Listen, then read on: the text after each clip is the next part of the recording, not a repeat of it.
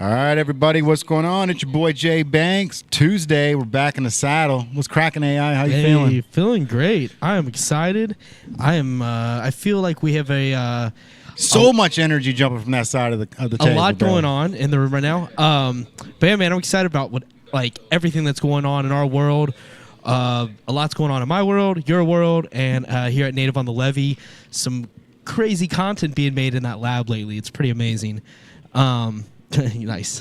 But yeah, there's so much going on. Some music videos being shot lately. Just a lot happening here down at Native on the Levee. So pretty excited to see what's to come and what's to come of those videos, because there's like 3 days in a row people are shooting videos in the store. Yeah. It's pretty awesome. Speaking of that, Yep. man, we had Lantana shoot a music video in the old store outside. Sure did, exactly. Here at the Levee. Exactly. That's what I was getting at, yeah. Yeah, that was fire, bro. That Mm-hmm. was Rhea Bella was in Yes. it. Mhm. There was it was a cool video, like all just the whole white room, man. When they come in, and he's got his own film crew that came in, and they used like these purple and pink lights to really like light up that white room and make it look crazy, bro. Yeah, it's all about that aesthetic. Yeah, That aesthetic for sure. where it's at, yeah. All right, man. Lantana, how you feeling, bro? Man, I'm good, man. How in the hell you going? How the hell is it going, man? Let's go, bro. So much energy coming from that side of the table, bro. Yeah, man. I love it. I love seeing you like back in the groove of things, man. Yeah. You know what I mean? Because it's like the sophomore album is always the hardest, right? Like when you come out with something, and like for somebody like you to spend time locked up, and then to get out and to drop something like All Hustle No Luck, Yeah. and then for it just to go completely worldwide, bro. Like I was trying to find this photo earlier. I know I told you about it before, but one of the Kardashians had the All Hustle No Luck shirt I on. remember that. And that was before they had that was before they had all the surgery too. It was a little funny looking Kardashian back then. I couldn't even remember. I don't know if it was the little sister. I can't remember which one it was, man. I think it was Courtney, the Courtney, shorter one, because yeah. she's always rocking like the oversized tees and like the cool shit like that. Find that picture. I was trying to find it for you, bro. I think I've got it saved on one of my old phones, but I'll have to check it for you. But that was crazy, bro, because Courtney actually wore one of my Native shirts too. Oh yeah. Yeah, again, a lifetime ago, man. It was like, man, I wonder if Courtney would fuck with me. I bet they would, bro, for real. Especially, you know, I'm trying to fuck with her mom. What's the mom name? Chris. right? Yeah, dude. I'll fuck with her mama. Would Yeah. you fuck with her mom? Yeah. Yeah, I'll fuck with her mama. Absolutely. Yeah, I'd be her arm candy. All right, what she want me to do? That's exactly Right. what that dude's doing. Corey, I think his name Yeah, is. yeah. He's just living What it, you bro. need me to do, man? Yep. Come Yeah, on. just like Dave Chappelle when he was married to Oprah. Mm-hmm. When he had Bruce Lee's brother. That'd be me. It'd be time about you ready to break up. No, I'm pregnant. Yeah. Look, babe, Bruce Lee's brother, $6,000 an hour. No, sounds expensive. For real. Stay away from Oprah. Stay with me. But yeah, bro. But so we had a chance to obviously sit down and go through like your little like database of all the interviews you've done on Shade 45 with Sway, and it's like it's crazy to see that was 12 years ago, bro. Yeah. You know what I mean? Because it was like, you know. Over a decade ago, it's like, you know, you're out in the entire atmosphere. Everyone knows who you are. You know, you got a remix with Bun B and Pusha T, bro, like that, and Yo Gotti. I mean, Pusha T's my shit, dude. So, Yeah. like having a song that they wanted to be a part of, bro. Like, how did that feel? Like, you know what I mean? Or how did that even happen? Did they come to you and say, "I need to be on this"? No, you know, I had people in the team. I had people on the team that knew the different artists, and it just came together how it was supposed to come together. But at the time and how I felt, man, you know what's crazy? What's so crazy at the time? You know, Bun B. I grew up on Bun B. I grew up fucking with all of them, the Clips and Yo Gotti and all that shit. It was just like, I don't know how I felt for real. I don't know. It was just all happening so fast for me. Yeah. Being young, you know, I remember I went back to to where I'm from in College Hill, and I had the Bun B verse. That was the one I was the most excited about. It was like the Bun B verse, because this was 2013. And I'm like, I'm going back to the hood to show everybody, man, I got Bun B on my song. It was in my email, and I'm playing it off the iPhone. And it was just like, man, that shit was like, it was crazy. I don't know, that whole experience was just crazy as hell. It happened so fast. I was only out of jail for like 18 months or maybe 2 years by that time. Maybe not even 2 years, but it was just happening. But I knew it was gonna happen. Yeah. Cause of what, like you kind of got a feeling.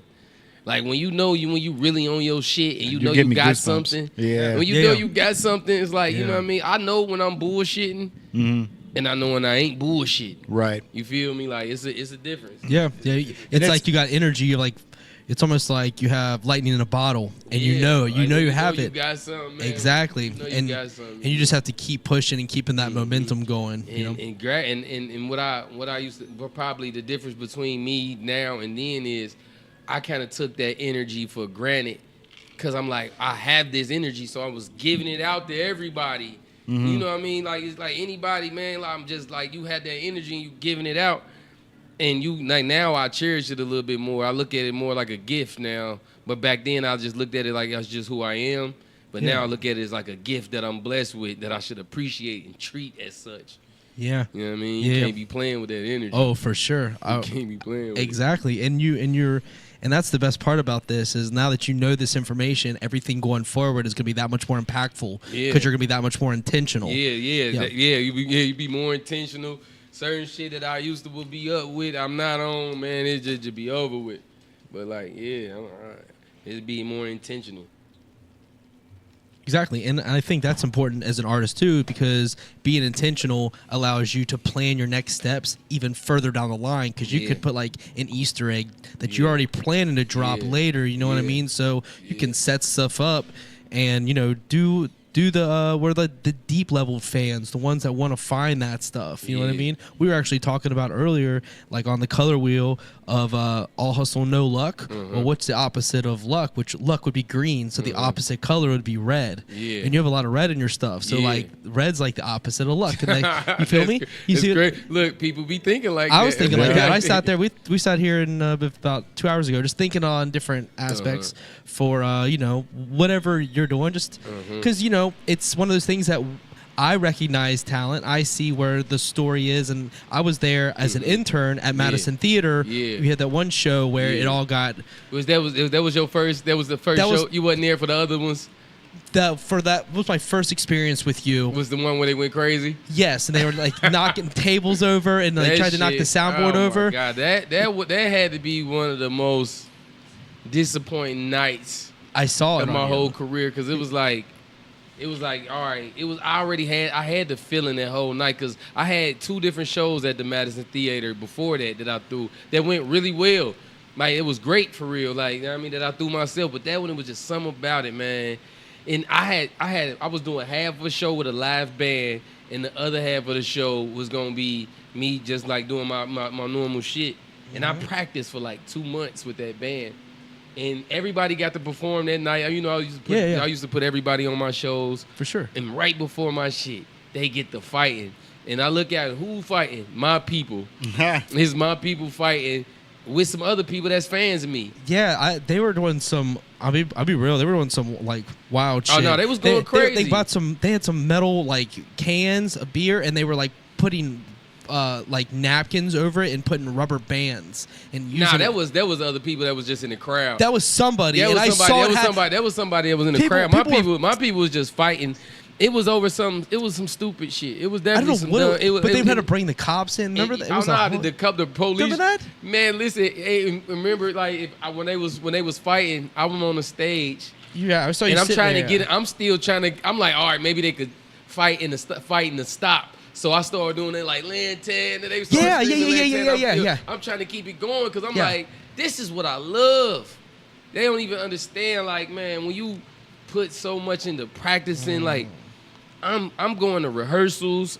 This is my life. This is my passion. This is what I do. Like, so this is like the moment for me. It's a moment for me when I like my shows like this. Yeah. So like I don't want to get out in the crowd and start fighting, but it's like I'm torn. I see my friend, one of my friends, like the security put him in the Alibaba. I'm like, man, get the fuck off of him. Right. I'm yelling like that, but I'm like, but he ended up getting out of it. I'm fighting, but so it's like I'm torn. Like, do I go down here and fight, or I'm trying to keep the show going? Then the police coming. That was just like that was a big letdown. It was like, damn. It was like, man, I'm about to come, and then you can't come. It's like that's what performing is like. Sex is like I'm about to. It's a build up. It's like a build up and then nothing. Over a fight, and then the fight was over shit. It was over nothing, man. It was some dumbass shit. And you could see how disheartened you were, because I remember seeing you on stage. You were just sitting there on the riser. Yeah, you were just sitting, and I was like, man, it's good. And Frank was who? Yeah, like, Frank, man. Shout out my people, Frank. Absolutely, man. Yeah. I'm still there. I still at Madison Theater. I fuck with Frank. Yeah. So we just had a show there with Big Boogie when I was there, man, and it was super dope. Yeah. I'm still there. I'm still putting on shows. I'm doing interviews. I've talked to you a little bit about that, so I've been putting show interviews / both at the same time. But at the time, I was pretty new to the promoter game. I've been in bands, but seeing that happen was my first experience in like a show literally just coming to a halt because of fights. And like, I know people were getting rowdy in the back because it started up front and then it got bad. That's what happened in like the entryway. It started at the bar. Is that where it was? Some regular bump shit That's at the all? bar. Yeah. And then my boy, it was a lot of shit. But you know what? You know how I keep going in life is I don't really like look back and shit like that. I really don't like. You feel me? But that's kind of what I was gonna go with. Like, so since that experience that you had, like, where's your headspace with booking shows now compared to back then, and what shows do you take? Like, because obviously you're thinking differently now. Yeah. But it didn't really make me think different because it could happen. Anything could happen. You could go outside and get hit by a car. Shit happens. Like, you really.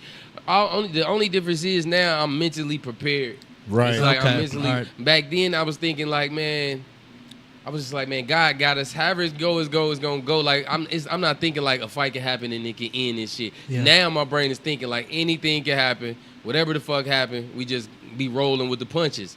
Back then I wasn't thinking that nothing bad like that would happen. Like everybody is here because of Lantana. They love Lantana. Like, to support, they support Lantana. Like, you know what I mean? Because I get a lot of like genuine love and people coming out. Man, to be from Cincinnati as in a rapper like myself, a rapper that's like that. I wouldn't say a hood rapper, but like I'm like you feel me? Yeah. To be this type of rapper that I am and to get the kind of love I had, and I don't have a lot of negativity surrounding me and shit. So at that time I was thinking like, ain't no way no shit could happen like that. But now I know. Anything can happen to anybody at any time. Yeah.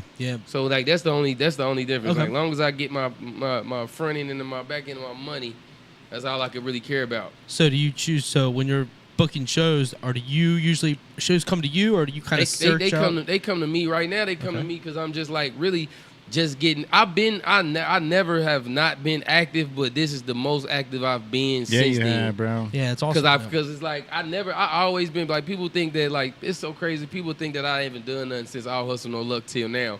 I've always been dropping videos and doing music, but it was just I was doing it out of the love for it. I was going through the motions, like, because I can make good music and I like shooting videos and shit like that. You can just be going through the motions as an artist. Sure. But just this past July, I don't know, man. Like, man, I don't know what came across me.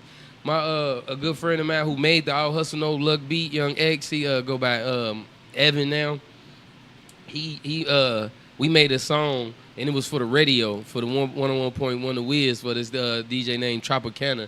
And I made a song for the radio, and they play it every day. It's like a radio intro, but it's not. Like, I made a real song for it. Dope. And he had been telling me, like, bro, shoot a video for it. Just shoot a video for it. But I wasn't in the mood for it. Yeah. Like, you really gotta be like in the right headspace. Headspace, money. It costs money to do. It costs money. You gotta be ready, prepared for trolling. You gotta be prepared for all that type of shit. But he kept on bugging me about it, and I did it. And I met up with this. I linked up with this videographer named Guy Almighty. He shoot all my shit, and he just had the right energy. And like when we came together, I caught the vibe again, man. Yeah. I still was looking good, still sounding good. So I caught the vibe, and everything since then just been rolling, man. I've been getting shows, doing, you know what I mean? I've been coming to a space where I feel more comfortable talking on camera, so I've been doing my own content and shit now. So it'd be like, you know what I mean? Brush your teeth. Yeah, brush your teeth. Let's go, Brush bro. your fucking teeth. Yeah. You know what I mean? That's just me being a natural who I am. It's perfect, bro. It is. And you know, the cool thing is like bringing somebody in like Guy Almighty, it's like it just puts fire right back into your passion, right? Yeah. Because, you know, you've got a car and you're like, bro, this car is badass, but there's something wrong with it, right? You don't know what's wrong with it until you find out that, Guy Almighty can come in and he can, he can put light on your voice. Care with you. Yeah, bro. Somebody that's gonna care with you that's a big deal, man. Having somebody in your team that care just as much as you care. 100%. When it comes to selling art, because that's what we doing is selling art. Mm-hmm. And finding somebody that give a fuck with you is not an easy thing. For sure. You know what I mean? You can find somebody who look at it like business wise, like we could do business. Mm-hmm. Like, you know what I mean? But when it comes to selling art, you have to be a little delusional. Yep. You have to have a lot of faith and confidence in yourself. That shit is selling art is some shit, which you would know.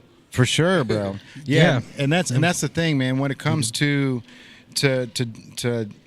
selling art or doing anything like that, man, it's you don't know who's going to appreciate it and who doesn't. It's just like what we say. You take the design, you throw it against the wall. Some of it sticks, some of it doesn't. Yeah. But you got to just keep on moving. You just got to keep going, man. What? Because I put out sometimes like that's what most artists don't. That's why I have this type of roll with the punches type thing. I be putting out shit that I feel like is the most amazing shit sometimes.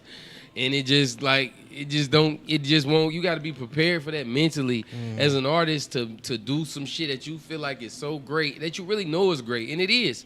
But you might just can't get it to the people that you want to get it to. It might not just be the time for that shit. Yeah. Yep. And to put out something and it don't get what it's supposed to get, you got to be able to be like, all right, what's the next shit? Right. Yeah. And speaking of that, I know you said that like all hustle, no luck, like you knew that shit was going to pop off. It's like lightning in a bottle. But like for, there's thousands of songs that should have been number one that no one's ever heard, right? Yeah. So like especially being as young as you were, like how did you get that song out there? Was it just one of those that like, I mean, regardless of how you did it, the song itself has like the melody, like how you carry your voice, bro. Like every time you rap, like you've got so much power behind your voice. It's not just like when we were watching Sway 45, and Dill was on there. Dill was dope, but it's like you've got so much passion in your tone, in your tone. That's just like. Yeah.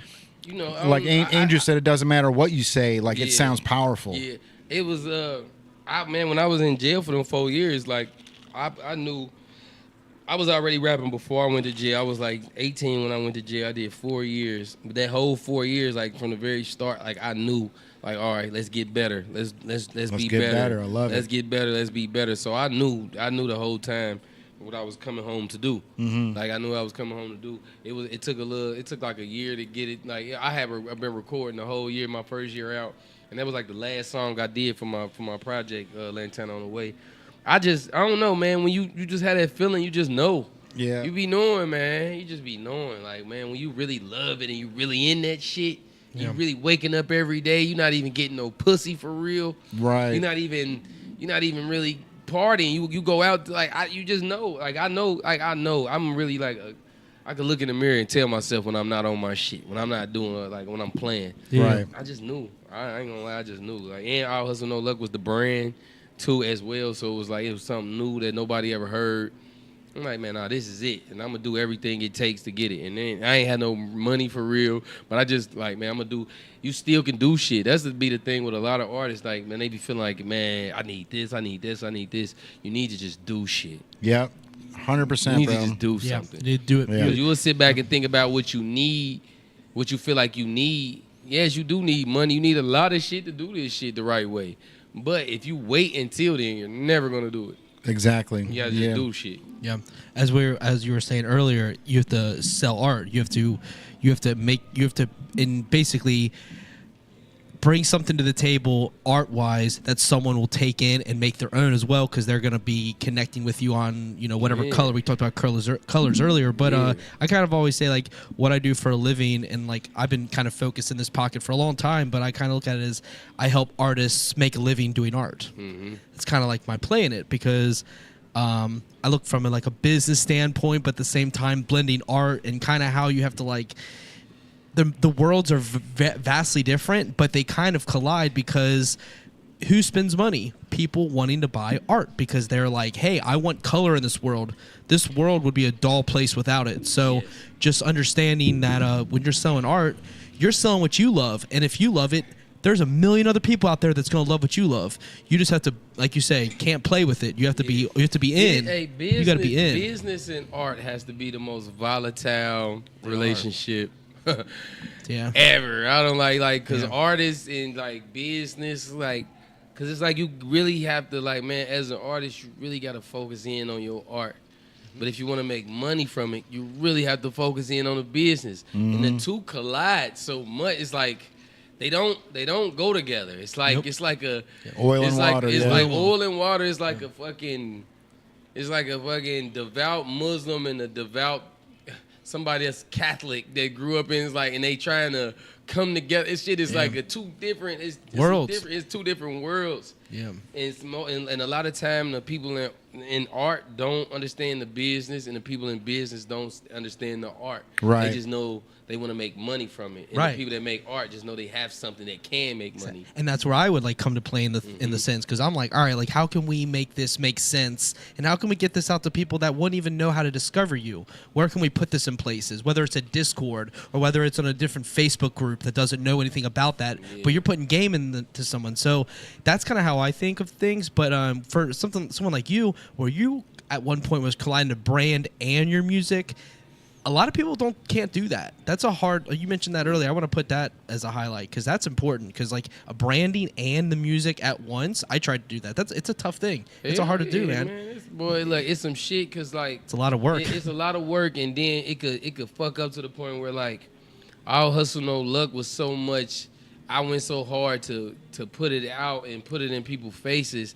Like a lot of my fans got married to it. Like they married me and All Hustle No Luck together. So regardless of what I put out after, it's like a lot of people couldn't separate me from All Hustle No Luck. Yeah. It's like it's a lot of people now. Like now that I've been back out, I've been putting music. They be like, damn, he's really good. He could rap. He make good music, good personality. But it's like they couldn't see past All Hustle No Luck because they felt they married us together. Man, that's a dangerous thing. Like, man, marrying yourself to something like that, like, man, because people will discredit everything else. Yep. It's like getting typecasted as an actor. Yeah, it's like, man, like getting typecasted as an actor. I was like, man, I'm putting out some great shit. Like, y'all see him, it's like, I ain't seen nothing since All Hustle No Luck. Like, bro, that shit you gotta have thick skin. Yeah, bro. Let me tell you something, bro. Can't fuck with you like that. The down the way, like how you brought that shit back. Yeah, it's such a homage to Cincinnati, right? Because like the '90s, like the down the way dance was fucking insane, and then all of a sudden, like, you know, we're at that peak where it was more like the early 2000s. It was the early 2000s, like so 15, 20 years ago. It's like that shit cycles, and now it's been 20 years, and it's like, you know, all the new kids that are coming up don't know anything about it, you know, other than maybe a clip or two of somebody, you know. A lot of them kids don't even know what the fuck they're down the way. This their first introduction to it. Right. But like when I did it, like I wanted to pay homage, but I didn't want to make it another dance song. It's not really it's not really like like I'm not over like doing it over again. It's just more of a homage to it, for sure. Homage to it. It's like it's not a dance song or nothing, but it's just like you know, when people look up 20 years from now, it's like even just from now, like 20 years, a lot of people looked up the original Down the Way from seeing this. Yeah, that's why I put Taka on the beginning of it to pay that homage to show. I wanted to show young artists that, like, all right, the people that came before you, like Taka did the original Down the Way. I could have did the new one without him. I could have did it without him.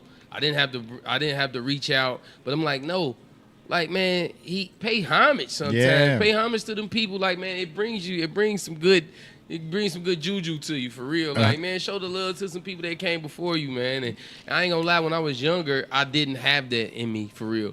I didn't like appreciate people that came before me as much. Yeah, and bro, because you when you young sometimes and you move and you like, man, they ain't doing it like how I'm doing the best. I'm the one, yeah. I'm the best, like, so it take you some time and some years to learn and be like, because I want somebody 20 years from now look up or 10 years, whatever, say they want to All Hustle No Luck. I want them to reach out to me. You feel me? And shout out Taka, because when I reached out to him, he was so clear about the whole situation. He didn't like try to over insert himself. Like, nah, he just, man, whatever I asked him, he was with the shit. Like, yeah, man, Taka. Yeah, shout out to OG Taka, man. But like, man, you always wanna pay homage to the shit that came before you. For sure. I was the same way, bro. Like growing up, you know, like first starting the clothing thing, like I thought I was the shit, bro. Like no one can touch me on this. You know what I mean? And then you start getting older, and it's like, you know, you know that attitude you had back then, it was deserved because you know you were hungry, right? Mm-hmm. And it's like I know my worth. And then you get older, and then you're like, you know what, man? If somebody's better than I am, like I'm just gonna get better. You know what I mean? Like there's no competition here. Like I'm just, you know, if somebody's out trying to do a clothing line, like I'm here to support them, bro. I'm here to, you know, I'll give you the recipe to Coca-Cola if you need. You know what I mean? I ain't gonna lie, man. I never. Sometimes it could be a hindrance, and then sometimes like it's not like. I never looked at people as competition to me. Right. I never that's why like my first show that I did at the Madison Theater, I put on all local artists on my shit. I wasn't charging them or nothing. Like if you go back and you can look at the footage, like I always been like fucking with people because I always felt like they not gonna do what I'm gonna do. Mm-hmm. Yeah. Like I really don't never like it's just how I look at it. You know what I mean? But it be competition. It be competition, and I understand that. But I never really look at it like competition because I'm me. Yeah. I'm me and you. Yeah. You know what I mean? But I know but the thing is you gotta still realize that other people looking at it like that. Right. Because it's people like, man, it's people that go against me that they really don't even know why they going against me. It's really just they just had they insecure or they had a competitive nature where they feel like they are going against me. Right. You know what I mean? Well, you're in a space that they want to be in. Yeah, I'm the space because a lot of people feel like they should the love that I get or that I got then they should have got. They feel like because they thinking, but me, I'm looking at shit. Whatever is for me is for me. Yeah. But some people look at it like, nah, what he got, I should have. Well, get better. Get better. That's how I always look at it. If somebody is ahead of me, they must be doing something else. Like I'll be thinking of what I can do to make myself better. But some people will look at you and be like, he taking up my space. Right. I'm not taking up your space. You still have your space. But you know, some people be more insecure and be more like in it. There's a lot of people out there like that in the background, like behind the scenes, that aren't really making themselves known. Yeah. They aren't moving that way, but the insecurities of others are not my responsibility. It's not my responsibility. Not my responsibility. Like so as I move in my world, like I've heard comments made to me when I'm out there doing things, and I've heard it. Because I've got good hearing, I can my ears perk up. You know what I mean? I can listen to I can have a conversation with you, and I can I can literally hear others talking. I've done it on Beyond the Stage at Madison Live. I've literally listened to the conversation as we're talking and hear people in the crowd having a conversation about some guy at a bar, and I'm like, how are you talking during this event? But so I've heard people saying negative things about me when I'm 10 feet from them. I'm like, hey, like. I'm just busy. I'm moving. If you choose not to move, I can't. I'm not accountable for your responsibilities. But I remember it's my journey, not theirs, and their journey's being stopped by my presence. Clearly, and sometimes that's what people use as fuel. Sure. Some people use it as fuel. Some people just a hater. They just gonna be a hater, and that's they fuel to do what they need to do. Like they gotta find somebody to go against. They gotta find somebody to not like. Man. Like I never, man could look at it like, oh, you stopped me from being who I am. Right. The fuck? How could anybody stop you from being who you supposed to be? Right. You know what I mean? Like, but a lot of people look at that shit like that. And I deal with it now, man. It's a lot of. Man, I bet you deal with it more now than you ever did. Yeah, like because you're a little older, so people are like, "How's he still doing this?" Kind of thing. They be like, man, they be pissed off, or people be feeling like I should come and do a verse for him, or I should come and fuck with him, or I should do this. Man, fuck y'all. I've been like that though, but like I've been a person that show love. Sure. Right. Yeah. I've always been there. Think about when you first started, where you was at in Newport. You feel me? Like when you was in Newport, when you had that store Dayton, where the light thing happened. Yeah. Like I'm just fucking with you. That was, you feel me? Yeah. I'm fucking with people. I fuck with people. I'm not like a person that you really gonna be into it with. unless you just got something you got going on personally. Right. You know what I mean? Like I don't talk about other people. Right. Sure. You know what I mean? Bro, let me tell you the story real quick. So we did a podcast probably 5 years ago in Dayton, Kentucky, out of the old store, and it was me, him, Maximilian was there, and then Eli Favatello was there. And after the podcast, we were outside the house, and I've got my security camera where we're talking about collaborating and doing this and doing that, and I'm like, bro, there's too much energy here. Like you got to go before fucking something happens. And he jumps in the car, closes the door, and the street light blows out. Okay. It just blows out right there, bro. Like, and you can see it on camera. Like the whole thing just on some like, and then he just drives off. some like energy pop. Yeah, and I actually looked it up at That's the time. It's a true thing where people can take the energy from lights and actually like. Man, it be some No, shit. I believe that. Man, I'm listening to what I'm trying to tell you. I know it be some shit going on with me, man. My energy powerful than a motherfucker, man, and that's my gift.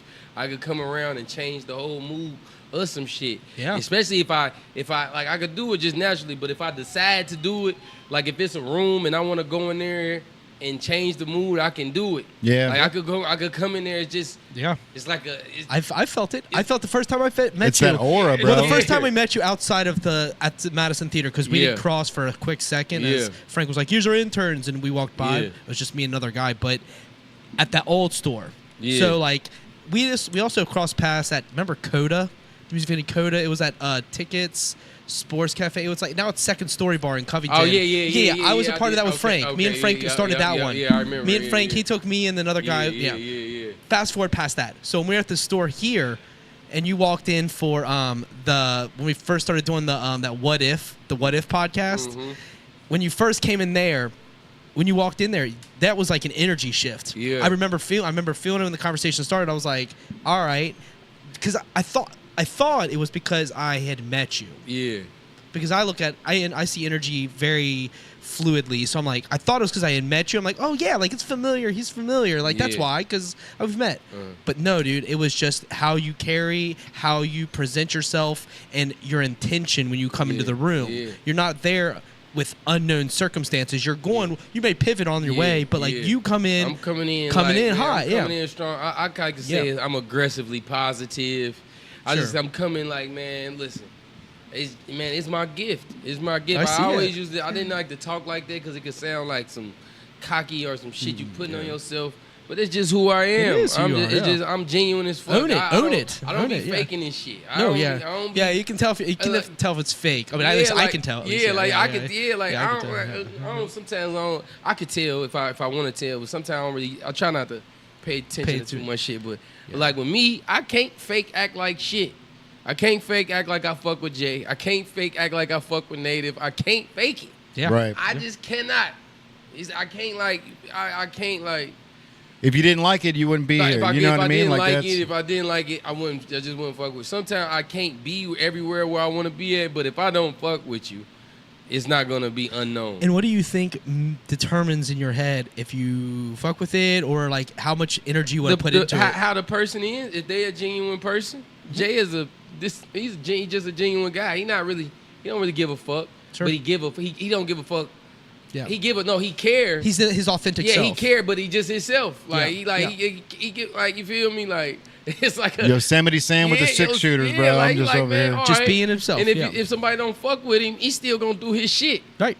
Yeah. Exactly. You know what I mean? That's what I fuck with people who, regardless, they want to fuck with you. If they fuck with you, they fuck with you. They like your shit. But if you don't fuck with them, it's not gonna end their day or nothing like that. Right. Yeah. It's not gonna be the. I think that's I important. still fuck with them, even if they don't fuck with me. I still like fuck even with them. sometimes people don't fuck with me, I still fuck with them, man. You feel me? Because then it fucks with them. Yeah, because then it fuck with them. It used to drive me. Sometimes it used to fuck with me back in the day because it used to be like when people used to talk shit about me. It used to be like, bro, what? Like I've done nothing to you. You just being a bitch for real. Yeah. So it used to be like, man, what's wrong? I used to want to know what's wrong, but then I had to realize sometimes it's nothing wrong. You just a bitch. Yeah. Some people just be bitches. Bro, right. just dab them up, bro. Dab them up, give them a hug. It don't matter what's going on. They can have everything going on in their life, and they still could feel a way about what you got going on. Yep. They still bitter about something. They still bitter about something. It don't matter. They could have all the money. They could have anything going on in their life, but they still gotta be bitter about something. They didn't have that one Bun B verse. They didn't have that one or they mad that why don't them people like you like that? Yeah. Why the fuck can you Lantana still be on the radio? Why the fuck you still look young? Why the fuck why are you still fucking the bitches? Why? Let me tell you, bro, because you got that positive energy, man. There's aura about you, and this is like I've always looked at it this way, and I'm sure I probably said something about it when that light blew out in front of the old podcast. that shit was a big deal. That shit was crazy, bro. And I just looked it up. So it's called Slider, SLI, capital letters, and it's like street light interference. Yeah. But there's a phenomenon called Slider where there are people like you and I that can blow out street lights. And like I'm telling this video, I need to find it because at this point with these viral things, I don't know where the fuck I seen it at. We still got the video when I'm that sure street light went out. Like that was man. It be some shit going on, man. And I've just recently in my life become more spiritual. Like before, my ego as a young man, I was more my ego. Maybe it's my ego. I say it was my ego. I didn't believe in anything other than what I could see or what I could touch, like tangibly. For sure, like, yeah. The love for my family, my passion, shit that I know, like, you feel me? So I didn't believe in a God and when it came to religion, I just felt it was all man-made, so I couldn't believe in, like, I didn't believe in what a man would tell me, like, you know what I mean? Like, when it come to what I should believe. Yeah. You know what I mean? But recently, I just realized, like, man, how my life goes, it's something going on. I don't know the universe, God, what to call it, but it's something going on. Mm-hmm. Yeah. I Like, think so. and I can't explain it fully, but I do believe that it's something bigger than me. 100%. Before, bro. my ego wouldn't allow me to believe. Like what? Like, bro, like, you know, when people used to be like, man, all I believe in is a higher power. I used to be like, what the fuck do that mean? You believe in a higher power? Right. I thought people just sometimes people do just say that as a default because they don't know what to believe in. Right. But some people be hedging their bets and be like, just in case it is something, they want to believe in it just in case. Because we've been taught, like, if you don't believe in this, it's a consequence. Just in case I might go to hell, right, or something like that. They want to, like, and me being as genuine as I am, I'm not finna fake believe in something. Right. I'm not finna fake believe in something just in case I might go to hell. Right. That's like, man, what the fuck? Like, you know what I mean? But I understand somebody who would think like that. But me personally, I'm not finna fake believe in something just so I don't go to some imaginary Appreciate shit. you guys. Just so I don't go to something that y'all said is gonna happen, but y'all don't even know what the fuck it is. It's fear-based. Fear-based, yeah, that's what I'm saying. Most shit that people, I mean, it'd be fear-based. That's why I couldn't get into it back then. But now, So I still don't know about afterlife shit, but I know that it's something else going on. Fear-based is usually always man-made. Yeah, man, yeah. Fear-based is always man-made because we have nothing to fear naturally. Yeah. It just kind of it happens as you grow and you get educated that if you walking down the street you have to look left to right. Yeah. And you kind of have to learn. So let me ask you something, man. What was the shift going from, like, you know, because I'm in the same boat, man. Like, I don't think it's a white guy. Yeah, that I don't think it's a guy. I don't think it's a guy at all. No eyeball. No, it's an eyeball. But it's but how do you go from not understanding or not believing that there's a God to dropping a song that says, like, feeling like God loved me? Interesting. Because surviving a lot of shit, seeing death and seeing life, kids be born and seeing kids be born and people dying and you still here and being self-reflective and thinking about the shit that could have happened, being appreciative and thinking about, like, damn, man, I'm still alive. I'm still could get this. I'm still like, man, it's something. It's a feeling like, man. It's a feeling like, man, damn. Like, somebody got their hands in what I got going on. God love me. God love me. Yeah, bro.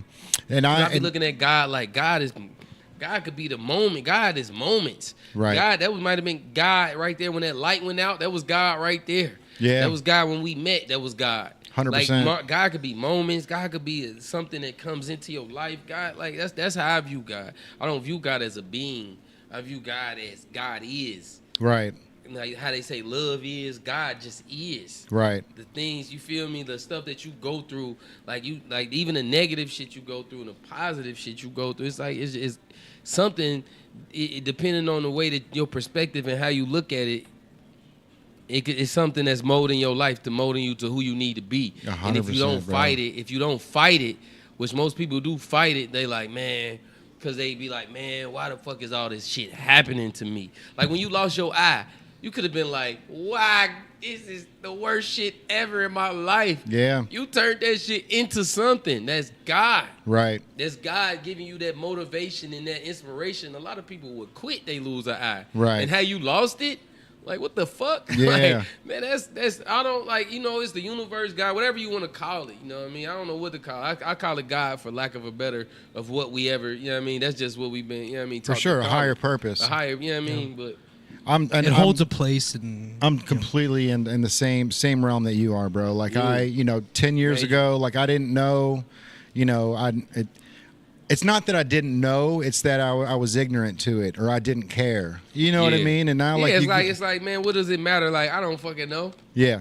And now it's like you get older, and you, like you said, like I've got friends that are passing away, got friends that have passed away, and it's like, you get to a point where it's like I'm here for a reason, bro. There's a reason why we're still here. How the fuck is Native still going? Right. It's like it's something going on, and you could be like, man, it's me. It could be like, like it could be in your head and be like, man, this all hustle no luck. I put the work in this shit. I did this. But it's something that woke your ass up to be like, they like, nah, we want to switch you over here to this store. We want to switch you to this store. We got to switch you to this store. Right. That Look at you, bro. That motivation to do it, people would quit. Yeah. I kind of view it as when you find alignment. So alignment is where when you're working towards something and doors start opening and they're getting bigger and bigger, you're like, how is this possible? I didn't even do anything. But you are doing something because incremental moves.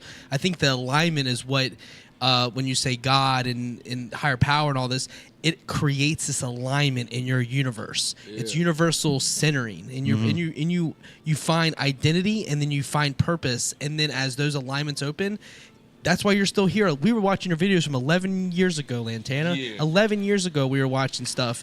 Like, that's 11 years of you going up and down on different situations, and you're still on this couch. Yeah. You know what I mean? All people the artists still want to see me. Yeah. All the artists you played with 11 years ago, how many are on the couch man, still? Listen, when I did that show at the Madison Theater that a couple weeks ago, that was in December, right? And it was like, damn, my first concert that I threw was there that matters the left. You know what I mean? With some shit. Viral Tokens in the building. Tokens, man, he pulled up. Let's go. What's up, my boy, man? What's happening, man? You feel me? You got people that fuck with you like that, man. You feel me? That's part of God too. You feel me? Like that shit keep going. But like when I performed at the Madison Theater, and them people, when I came out and people was screaming and had their lights out, I'm like, damn, like. Like, man, that shit was like, beautiful. God, yeah. Bro. You know how many artists just wish they could just, you know what I mean? Have that moment. To have that moment right there. You know, I'm like, damn, man, to come back and really put my all in it and start coming back like that shit is deep, man. That shit spiritual to me, man. It should be real spiritual. All of this shit do. You feel me? Yeah. I'm gonna tell you, bro. Like, we were working on this film, like God Love Me shirt, and I get it on the shelf, and then I go to YouTube to show him some of the videos. Look at my boy. Hey, let's go. Turn him up, man. My bad. What you say? So, what was I talking about? Did you get the shirt design? Huh? Oh yeah. What up, babe? Shit, I can't remember where I was going with that. It be like, yeah, you drinking that tequila? Yeah, bro. You know what, man? Like now that I smoke pot, bro, like I can't remember. Like I got short-term memory loss, what's like a so motherfucker. crazy? I've slowed down tremendously on pot. Oh, for real? Fucking, I want to. I be high as fuck. I want to because I don't get high like that anymore. When do you smoke? Do you smoke throughout the day? Yeah. I can't listen. If I smoke in the morning, my day is cooked. Really? My day is cooked. If I smoke in the morning, I want to get some pussy, I want to eat, and I want to hang out. If I smoke in the beginning of the day, I'm cooked, man. I got to smoke right before I like about to go to sleep or lay down. If I'm in the studio, I smoke like that. But like just a random smoking, I'm through. Yeah. I want to be at that point, bro, because it's like it's just like I don't get high like my friends do. You don't. Yeah. You know what I mean? Yeah, like don't. Like, man, that's the thing. Like, it got to a point where I wasn't really enjoying my high. I was just hungry and sleepy. Mm-hmm. Hungry and fucking sleepy. I got an iPhone charger or something over here. Yeah, I got you, bro. I got you. Yeah, man, but it's like, man, I'm just hungry and fucking sleepy as shit, man. This shit was driving me crazy for real. I get so fucking hungry and sleepy, I had to slow down on that shit, man. No, there's... Hey, can you grab Lantana iPhone charger? Making moves, bro.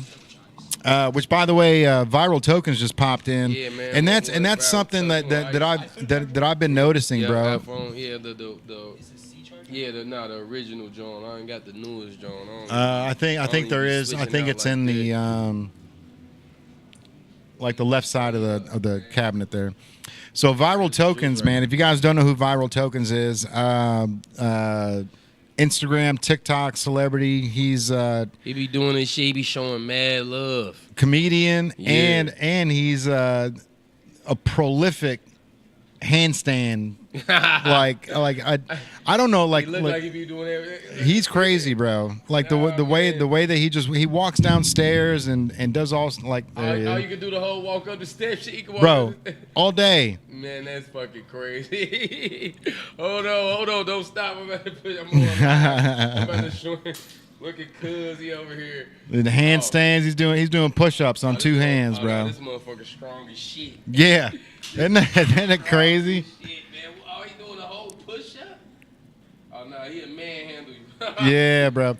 But what I've been noticing though, man, is like there's more and more like social influencers here in Cincinnati now than there ever was, and they're starting to team up, bro. Like the fucking Marvel crew, and it's like, man, this is.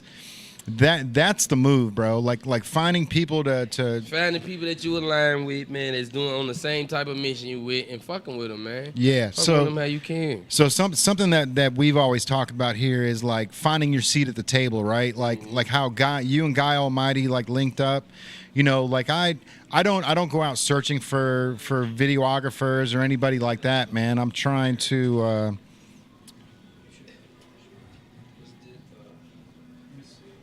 This right here hooked up to, or this right? You need this hooked up right here? Yeah, but you could. That's a tree, so you should be able to plug right into that. Okay. Oh yeah, it is.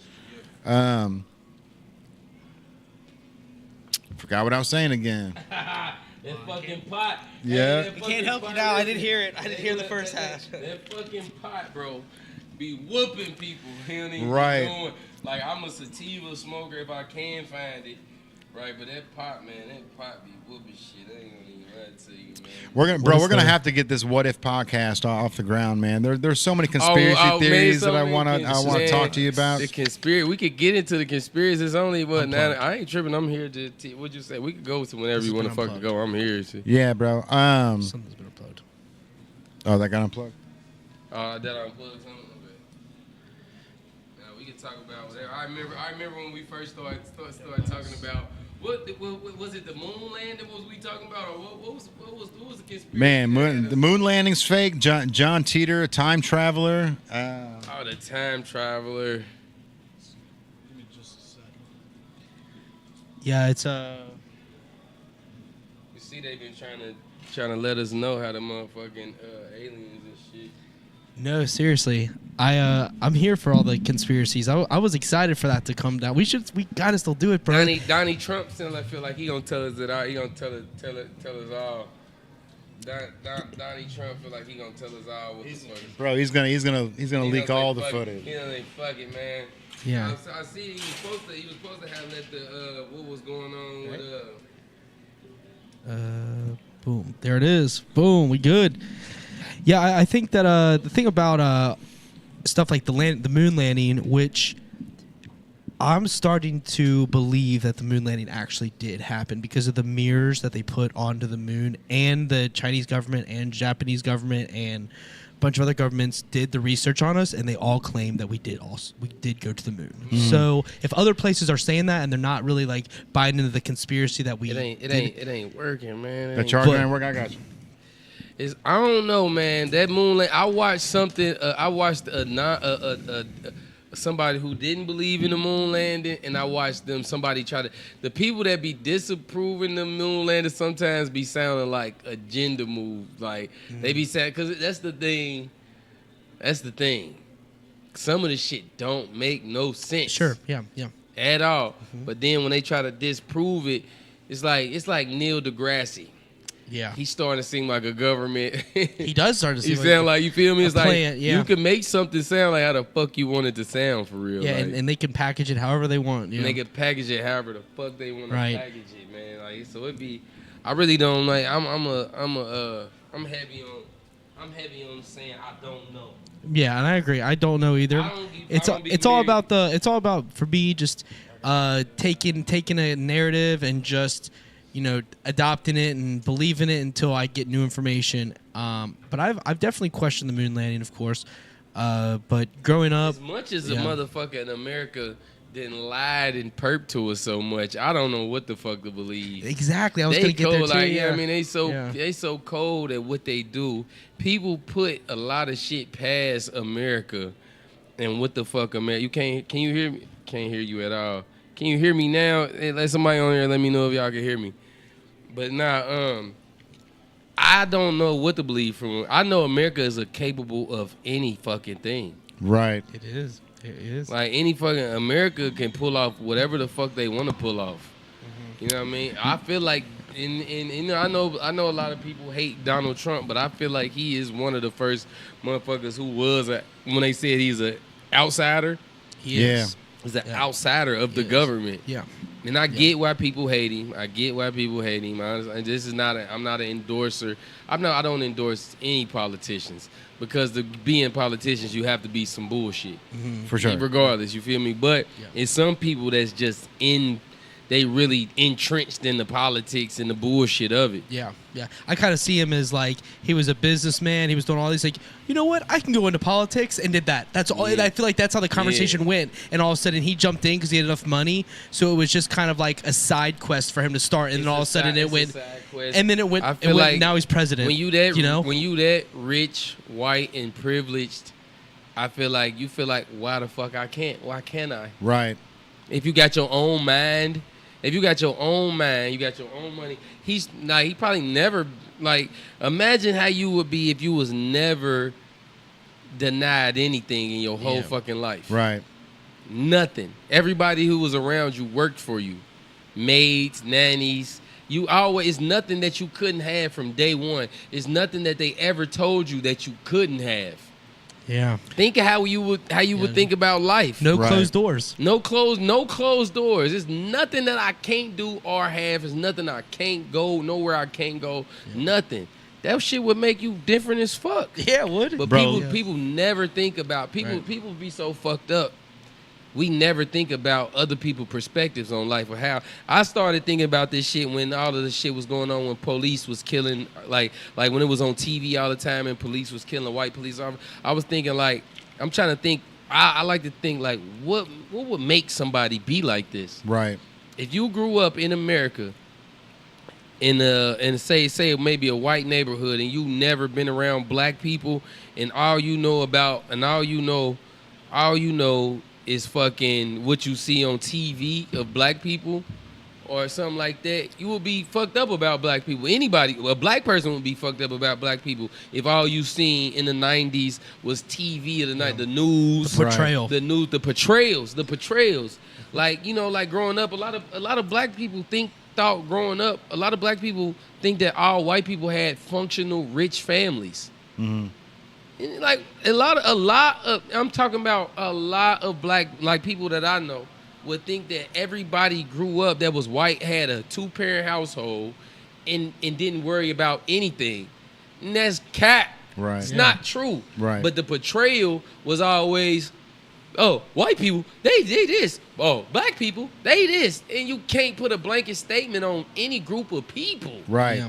You know what I mean? That's like that shit, and that shit was like brainwashing. Like in the '90s, like in the '90s, you remember how you grew up, so you remember how comedians, that was like the main joke that people did. Yeah. Oh, black people, we gonna show up late. We gon' black people, we gon' black people, the whites, they all together. They got all they shit together. They got all Right. like what the fuck?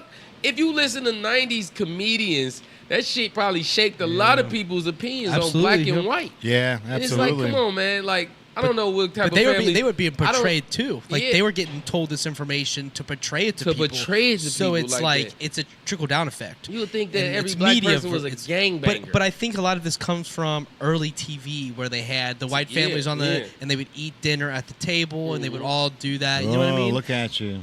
Yeah. Going deep. I think that's where it into comes from. That makes sense too, I think though. it comes from early No, portrayal of no, media. for real. Media is the first thing that everything is. That's the first line defense. After that, it's what comedians do, influencers, musicians. It fuck you up 'cause Influencers are not just now; they've been around forever. They just are called influencers now because we need a term. The internet changed every fucking Yes, it thing. did. Sure The internet did. changed every fucking thing. But it's like the portrayal, the news, and the shit like that, man. That shit fuck people head up.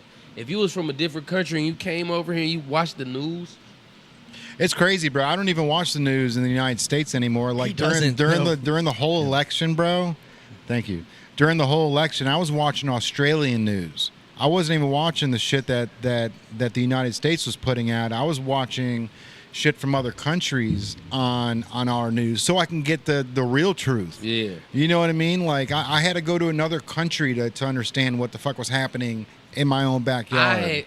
I'm a free thinker, so when I was into politics before I realized that it was just all some bullshit. Yeah. I used to watch Fox News and CNN. Oh, yeah. Watch both sides. It's crazy. So many people would just watch one side.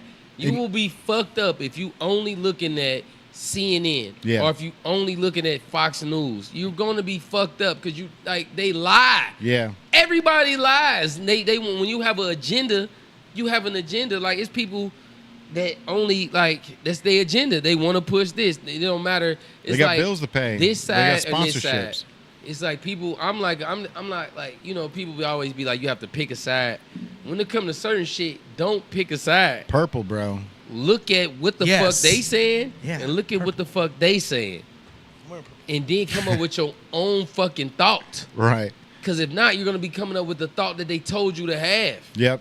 And it's not your own. It's not your own thought. And they have no problem with lying to your bitch ass. They No, don't, they don't. because That's crazy. They have to do that because they have to control the narrative in order to build. Like we talked about earlier, having an answer for a later conversation. They have to put stuff in play now in order to get people to do certain things. Dude, it goes back to the pandemic. I think that was a complete control move. Listen, a complete I control had to move, tell dude. my mom to stop watching the fucking news. I had to tell her. She thought she was gonna die. She was she had the COVID. I told her like, Mama, go outside. Let the sun hit you. Yeah. Go outside. Like they showing body bags. They showing body bags on TV. They showing sick people dying. They selling you death. And Grandmas through the windows trying to say goodbye to their kids. They selling you this shit. Yeah. You really can't. Like, man, like my grandma, rest in peace, my grandma Nora. Rest in peace. She used to watch the news every fucking day. She was terrified Yeah. because she watched the fucking news. They selling you some scary ass shit. They selling you some scary ass shit. I understand why a affluent white person will be scared of a black person. Right. If they watch the fucking news all the time. Yeah. If they watch, or if they just see these rap videos and shit like that. These are genres. Right. Genres. Yeah. Yeah. These are, you feel me? Come on. Did y'all grow up in 6-figure homes? No, my parents got their money later. They got their money later, but I'm just saying, but was all your friends rich? No.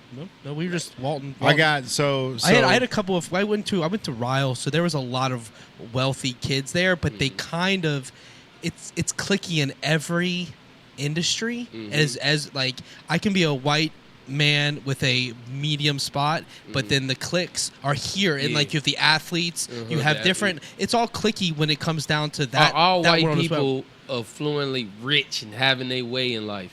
No. Do you know poor white? Is poor white? But yeah, people for sure. would think that it was no poor white people back in the day. They didn't think that it was poor white people in the '90s before you had the internet. You didn't think that it was white people that came from hard struggle and shit like that. Right.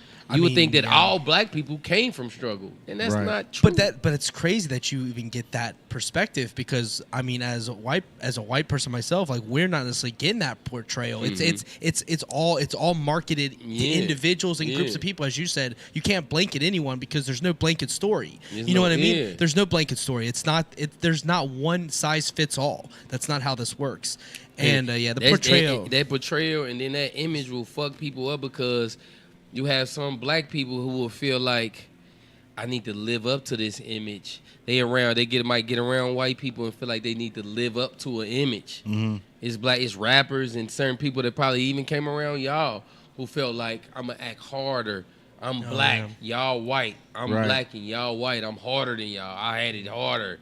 I had it this than y'all. Or you might have some white people who feel like, I'm better than y'all because y'all black and I'm white. I'm better. And y'all really on the same fucking level. For sure. It's just something that just been beating your head. But would you have to just ask a few questions to them. Just ask a few questions and let them know you're in the same. But most people, like, you won't get that. That's why when you have police, that's like the shit that brought me to that. Was the police. Like, man, they don't even know no fucking better. They think they going out here thinking that they at war with the black community. Right. They out here thinking that they at war with the black community. They don't know black people. Right. Like maybe until I was in the 12th grade, I might have knew maybe 5 white people, other than my teachers and police. Mm-hmm. Maybe not even that many. Maybe not even that many. Until I went to public school up until the 9th grade. I went to Roger Bacon. It's a Catholic school. Yeah. And that was like a culture shock for me. I wasn't Catholic, and I haven't been around white people other than teachers and police. Mm-hmm. So but that taught me, like, oh man, these people, they regular people. Yeah. It's not TV and shit like that. I ended up getting kicked out of there because it was too much of a culture shock for me. But it's like, man, the shit that, if you don't have a free mind, and most people don't, right, you be fucked up in America. Yeah, for sure. I mean, I'm sure that one of the reasons you probably didn't make it in Roger Bacon was not because of what you were doing, but what the other kids were doing to you, being the minority in the group. You know what I mean? Like, and that fucks with you because, you know, you're just there trying to learn, and then you got all this negativity coming at you. They looking at you like, why is you so fucking different? Yeah. They looking at you like, and then you want to show them your true, authentic self. You want to be like, man, I'm not finna conform to this shit. I went to fucking Roger Bacon. They had detentions. But I won't even get into what the Catholic shit. They had detentions. It was called JUG, Justice Under God. Fucking detention was a justice under God. So I used to get detentions for having my shirt untucked. Oh, shit. And so I would be in detention, and they would call it a justice under God. That's crazy. So even as a young man, I know this is insanity. Right. Why would y'all call this a justice under fucking God? Right. Like, you know what I mean? So, like, that shit, but I got to meet white people and people that wasn't bad. And I got to see, like, oh, they not all rich, and they don't all have their shit together. No, we're all stuck in this weird-ass fucking Catholic school together, bro. We all it's people that's still trying to make it. Yeah. You know what I mean? And that's what opened my eyes. But a lot of my friends that never got to be around white people, and only white people that some black people ever be around is police and teachers. Right. People that can have authority and can get you in trouble. Right. So that will shape your mind a different kind of way about white people. Yeah, for sure. You know what I mean? Or people that they sell drugs to. Right. You know what I mean? So it fuck you up. It'll fuck you up. Like, and if you don't have this type of self-reflection that I have, and self-awareness, and you have a lot of self-awareness, dude. People don't even care to even look at this type of shit. Why? Because I like to think. Why do you think like that? Yeah, because you're free thinking, and when you're open to seeing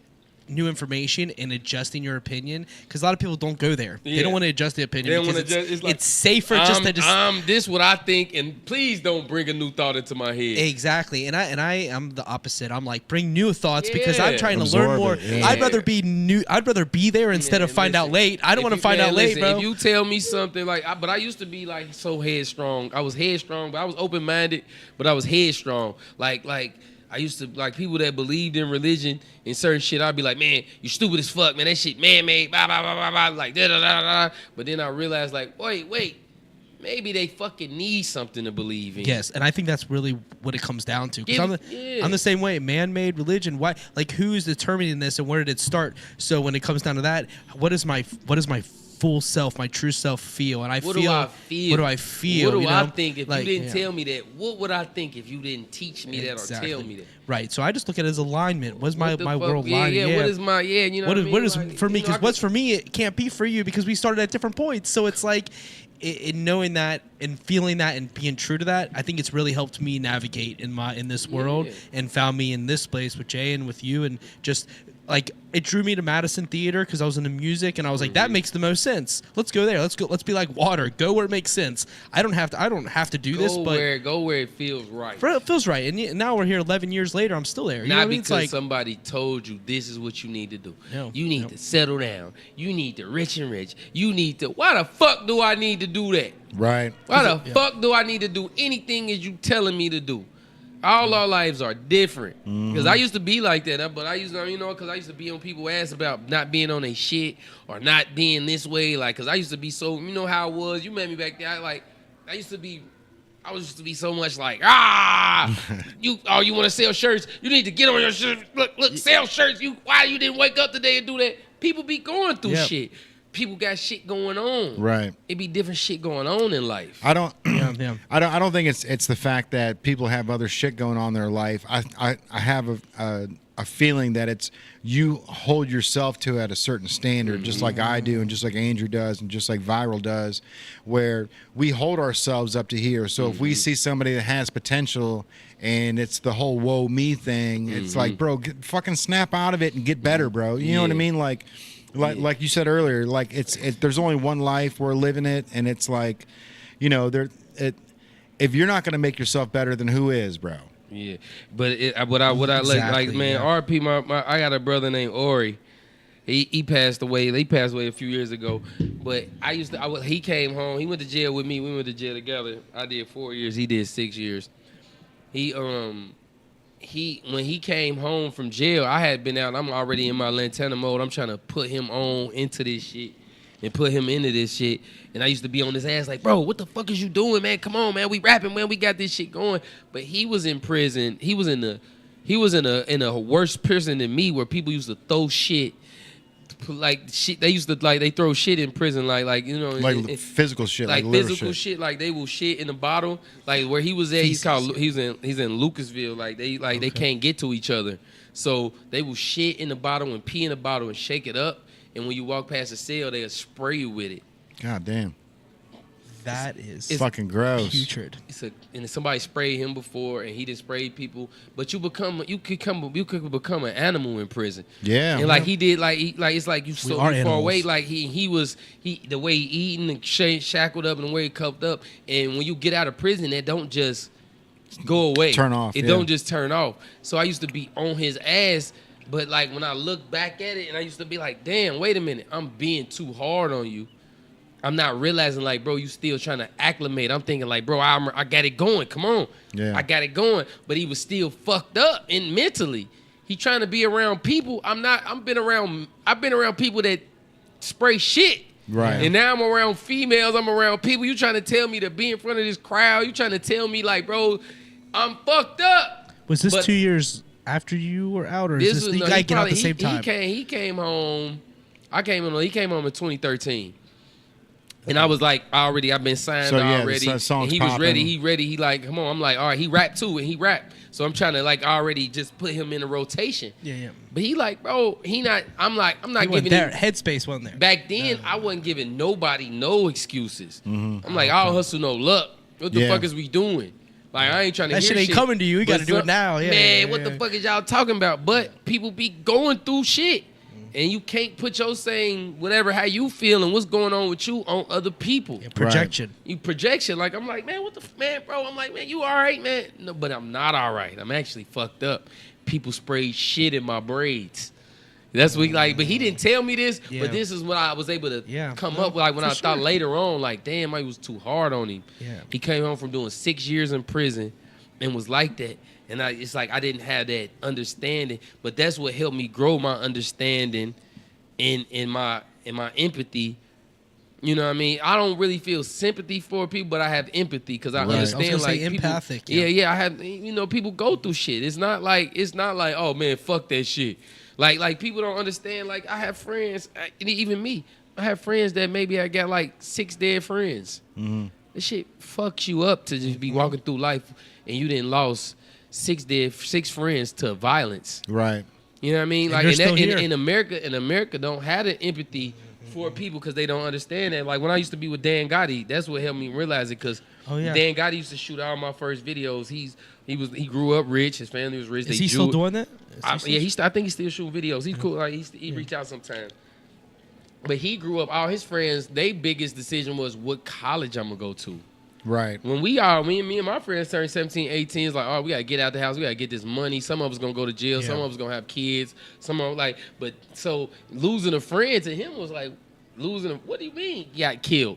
Yeah. You know what I mean? That's when I realized, like, man, people really live in full, complete, different realities. Yeah. You know what I mean? And if you never lived that reality, you wouldn't have that understanding for somebody. Like, say you see somebody like, oh, he went back to jail for having a gun, and you never lived that. Like, you'd be like, man, why the fuck, man? He's stupid. He just ruined his life. Why the fuck would he have a gun? He got 6 dead friends. Right. That got killed. That's not something. Some people can overcome that, but some people that ruined them for the rest of their life. Yeah. You know what I mean? You have to stay. And if you never took the time to think about that, you would be thinking they just dumb. They stupid. Look at these rappers. They on that same. Look at these black people. Look at these niggas. They on that same shit again. They don't even understand.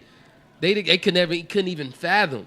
Imagine 3 or 4 of your friends, or just one friend getting shot and killed. Mm-hmm. One of your friends getting shot and killed could change your whole fucking life. But you got 3 or 4, and you got another friend where he didn't lost 3 friends, and he didn't lost, you know what I mean, and his daddy in jail, and this and that, man. This shit, bro, like man, so it overwhelming. It could be overwhelming, and like that's where my empathy and my understanding come from. Like, man, like I understand you because you never been through that, and I understand you because you been through that. So, like, you know what I mean? Certain shit that you might have been through, he might not have been through, but I understand, like, it's different shit that makes us who we are. You've been through a lot of life, Lantana. Like, you've been seeing a lot of stuff. Yeah, so, I've seen a lot of shit. Your empath is coming also from, like, I mean, obviously it's deep rooted in, but I think all humans have the ability to have empathic abilities. They just have to find it. They have to find it within. You got to be willing. You got to be willing. And you have to strip those layers up. But your layers have been stripped because you've been through so many things, dude. So at the same time, you're well versed. So as you're speaking, I can tell. So like, I come from a world where not a lot of people are losing their lives, and it's that college talk. And they were all trying to force us to go to college, and I went, but I wanted music, bro. I wanted music way more in college. But I was like, you know what? I'll suffice these motherfuckers. I'll go to this shit. I'll walk my way through it, and I'm gonna still play music on the side, whether they like it or not. And that's how I went about it. But in other worlds, it's not about that. It's survival of the fittest. It's whoever can hustle the hardest or whatever. Hell yeah. Yeah, but like you can't talk like, man, like I tell people even about Donald Trump. You don't know what the fuck it's like. You know, people think like, oh, he didn't have everything he wanted. He didn't grew up rich. People think like he didn't have. We don't know his issues. Like he don't know. Like he could never speak. You feel me? People be thinking like, man, he can't say anything enough. You don't know if you never been in somebody's shoes or what they going through. You don't fucking know. You don't. But everybody want to feel like they know. They know. You don't. Like, man, that was the biggest thing as a man. Me growing up as like and becoming the man that I am, and I'm still growing. Is to be able to say, I don't know.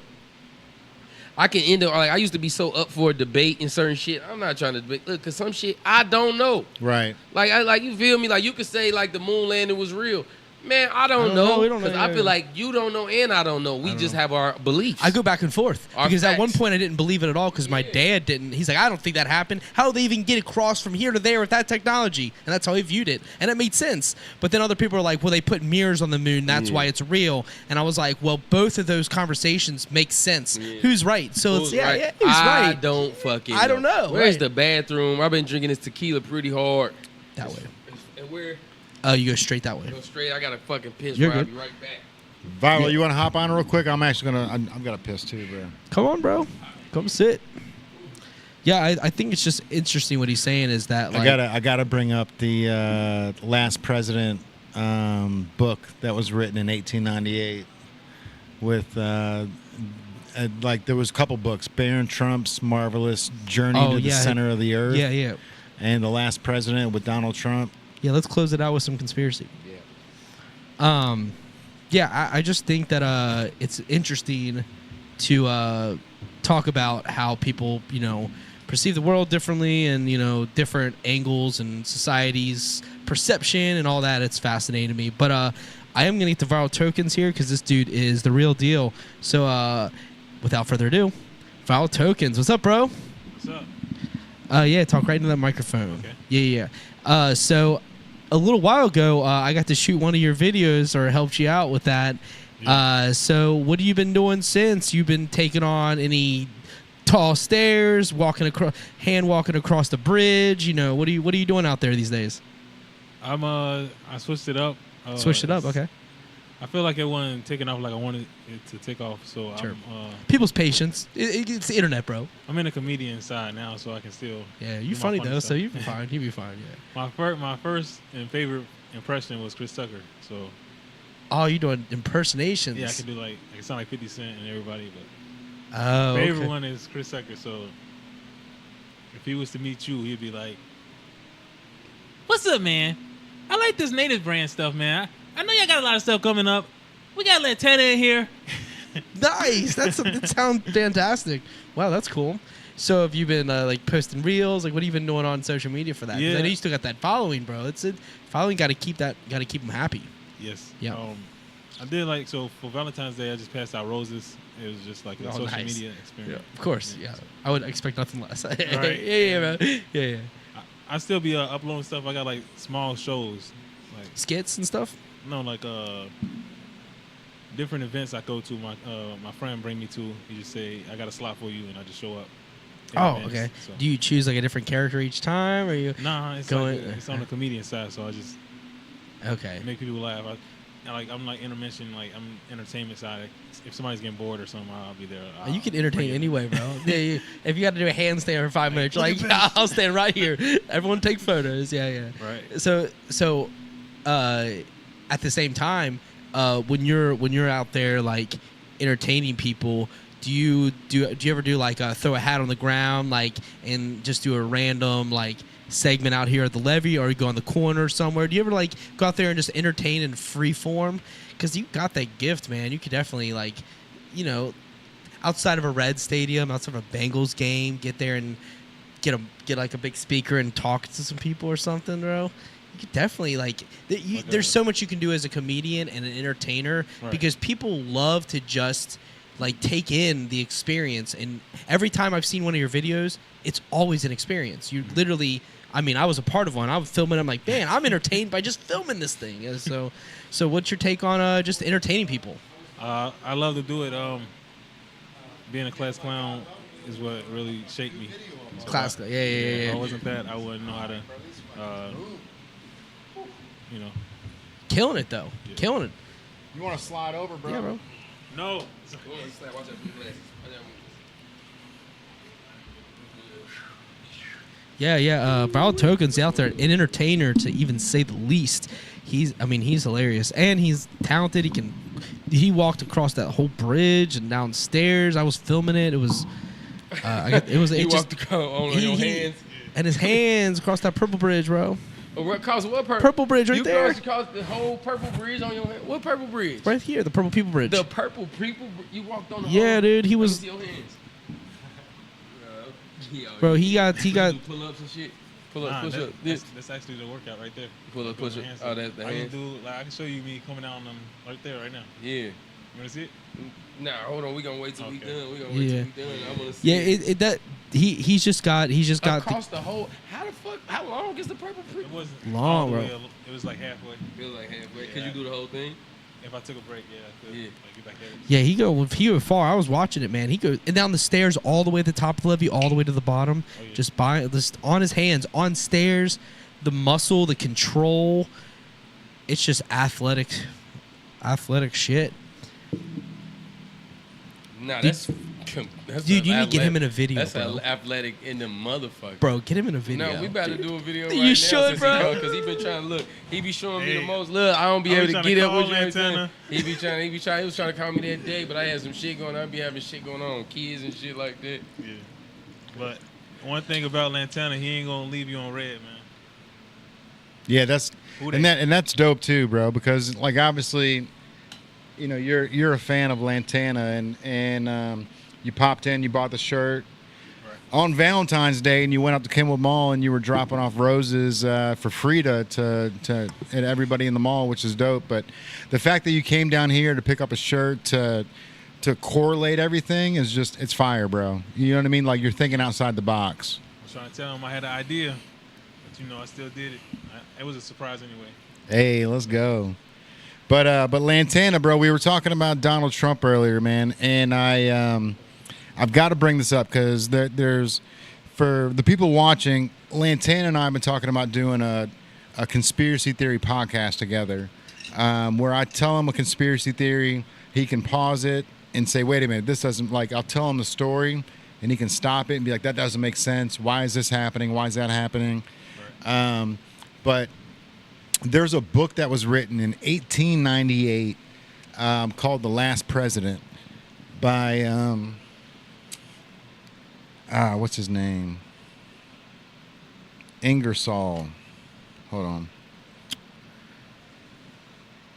Ingersoll Lockwood, who wrote this in 1898. So he wrote a couple books, but one was "The Last President," which talks about there being a last president.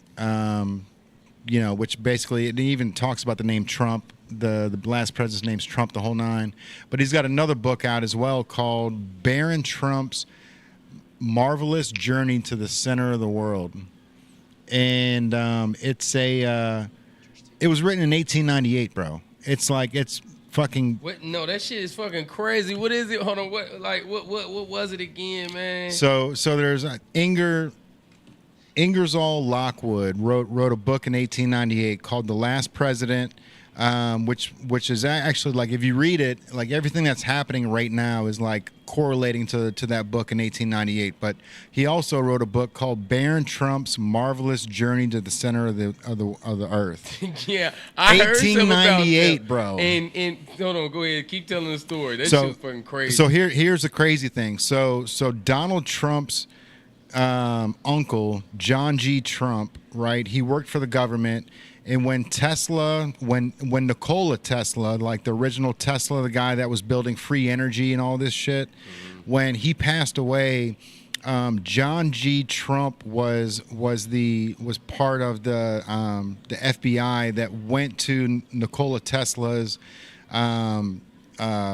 place and took all of his patents, all of his. There was like 48 or 62, like boxes full of patents and shit that Nikola Tesla was working on. So John G. Trump takes all this from Nikola Tesla, and then I think it was 62 because I think only 48 showed up at the Smithsonian. So there's like 14 missing boxes of patents and trademarks and things that Nikola Tesla was working on. So, like, what if John G. Trump grabbed some sort of time traveling stuff from Nikola Tesla and then was able to use it, right? Like, because if you think about it, whoever's the time traveler is going to be the most influential, the the richest person in the world because they've time traveled. They're able to make the right moves, bro. So like the books that this dude wrote are fucking insane, and everything that's happening right now is kind of like unfolding where like these books are gonna start getting popular within the next 12 months, it's bro. Some crazy shit that be going on in history. I don't, you can't never really prove nothing. If you was the time traveler, what the fuck would you do right now? What would you, say you Rick off Rick and Morty? Yeah. What the fuck would you do? What would you, like, if you could go back and tell yourself in 2020, what the fuck would you have did? What would you go back and only make yourself more wealthy? Yep. Would you try to change the world? Change the world. Change Wealthy. the world in what way? Yeah, how? If they don't know how to do a handstand, You so fucked up. Like, damn, if you was given something so significant, 95% of the world would go back and make themselves more rich. Yeah, and I would make myself rich with the mindset of I'm gonna do good with this money, and then when I get back in the future, like it's just gonna be about the money. Like, you know what I mean? Like, just to be honest with you, bro. Like, but a person like I told somebody, cause somebody asked me something about like if I had $1 billion, would I do this or get $1 billion? They said, oh, could I never? Like they said, could I never be happy in a relationship or get $1 billion? And I said, me with $1 billion would change, would be able to help so many people. Like me with $1 billion, it's a lot of people's lives that would change. oh yeah, Not just my family. someone's gonna love you. It's gonna be a lot. Somebody gonna love Someone's me. gonna love you. Someone love me, but like, man, they gonna love me. But like, man, certain people. But the people like us, I don't think ever will have $1 billion because It's I don't impossible to fucking make. even want. It's not even that it's impossible to make. You have to want $1 billion. Right. But think about it. 1 million and 1 billion, those M to B is like worlds difference. The amount of It's time. a world's difference. It's like It ain't even the time. It's the mindset. no. I mean the amount of if 'cause you like- took amount of seconds, 1 million seconds compared to 1 billion seconds, it is so much. It's so significant. No one can spend $1 billion in a lifetime. If I hit $10 million, You're good. I'm not gonna be thinking like, oh, I need 990 more million. I'm not gonna be thinking like that. Like, the people that become billionaires are really crazy as fuck. Yeah. Like you gotta really be fucked up a little bit to even want $1 billion. Right. Like, why the fuck do I want $1 billion? Really?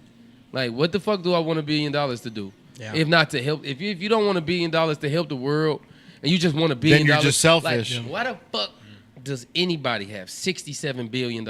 I mean, that's $10 billion. That's a great question, bro. Like, what? you spread that throughout the world, everyone's got what 8 billion people divided by 60 billion. That's a lot of money. It's like, but it's like, that's what I'm saying. It's like, so you got to be a little bit fucked up to even be wanting that shit. Like, if you want it, and it's not to help people, I want to collect $5 billion. Yeah. What the fuck for? Right. and just see it on my phone because I'm not going to physically see it. I'm You're not gonna gonna see it physically see it. Yeah. My kids couldn't spend it. What the fuck do I want $5 billion for? It used to sound cool when I was younger. Like, I want $1 billion. I'm gonna get $1 billion. But then you get older and you're like, what the fuck would I want $1 billion for? Yeah, I don't even want that responsibility. Right? Target on your back. Man, if I had $5 billion right now, I would give away most of it. Yeah, I would like, man. Leave me with 80 mil. Man, leave And me, the family's good for forever, bro. Man, 100 million, like what the fuck, like man, like you know how many people's lives would change with me with $1 billion? Right. Come on, man. Like, Yeah. Bro, if I could time travel, I would probably just go back to like 2012 and just put money on Bitcoin. Like for a long time, I was like, if I was a time traveler, I would go back to Egypt and I want to see how the pyramids are built. That right? is my man. Look, yeah, That's yeah, my shit. Those But- pyramids came before Egyptians, bro. In my opinion. Well, I just seen that's that what- theory. I just seen that theory because when they were talking about the Sphinx, The Sphinx's when face they were has saying they were changed. saying like, man, they might have came Yeah. after. It's a the Anunnaki and all of that. I've been you hip to the Anunnaki and all that. Yeah, so like it's some definitely like but you could look at the stuff that they left behind, like with how they had the the giants with the carvings. They had the giants with the people sitting in their laps, and That's just crazy, bro. With little monkey tails and like shit. with monkey tails. Like it's like I could kind of believe that. You know what I mean? That's more than I could believe in the evolution theory and shit like that. But you just because people actually left that. It's like stones and that they did, but it's like you don't know all of it. That's the Wall Street Journal of that time, bro. For real. The big thing that really like sets it apart for me is whales used to be land animals. I never heard that. You didn't know that? So if you look back to whales, originally they were like the size of a dog, and eventually got in water, and they became water animals. And over time, they lost their walking ability and became whales. It's their lineage. It comes to basically a big dog wolf thing. How it took that long for that to become that? How did humans do it in such a short amount of time? And that's where the big question comes to me. If we're both mammals, crossbreeding from aliens. Well, we had to crossbreed from something. That's what I'm saying. If whales took that long to go from a dog in the prehistoric times with the dinosaurs to become a whale now, and their lineage I've is never there. heard of that. That's crazy. Look it up. Yeah, look it up. think I but believe how you. do humans become? How are we there? There had to have been cross contamination intentionally. Who is the power to do that? I think a lot of the shit. That's why I can't say I don't know what a lot of shit is, because men, when we don't know something, like most men, when they don't know something, they will come up with an answer. Sure. So a lot of the shit, the theories that people come up with is like, I don't know, but they can't. Their ego won't let them say I don't know. They will come up with something. Sure. And put it out and publish it, and it can become the consensus, considered a fact. And I think with that mentality, we have as people, we have to fill gaps. We have to fill gaps in order to make accurate assumptions. So when we know whales originally started with feet, it's like, oh, that's crazy to think about. But how do we know that? Well, they're in the same gene pool. Oh, okay. Scientifically, they're the same gene pool. Well. We know that. I see you, bro. But how did we start as monkeys, as they say, and end up here? It's just, I think that's just something that a man came up with. Exactly. And he was like, man, that make the most sense. We probably was this, and we turned into that. Sorry, they say that history is erased, and then they say history repeats itself. It repeats itself because we're just the winner of wars. The winner of wars create the fucking and you got like even with the Egyptian shit, like even with the Egyptian shit, the racism, a lot of like white archaeologists would discard some shit because they didn't like. I wish you would have finished that statement. The winner of the worlds, winner of the wars, winner of wars, get to tell the story. Wars. Yeah, get to tell the story. Like like that the big, so like powerful. what was the library that they burned? Alexandria, was that Alexander? That he burned the library? It's like, man, that's the thing when it comes to the Bible and certain shit. It's like people come up with their own shit. Shit, what fits their agenda. A man, a leader, a man. And if his ego is like, you got to have a big ego to rule over people, it will come up with their own shit. Come up with their own shit. So it's like, you know what I mean?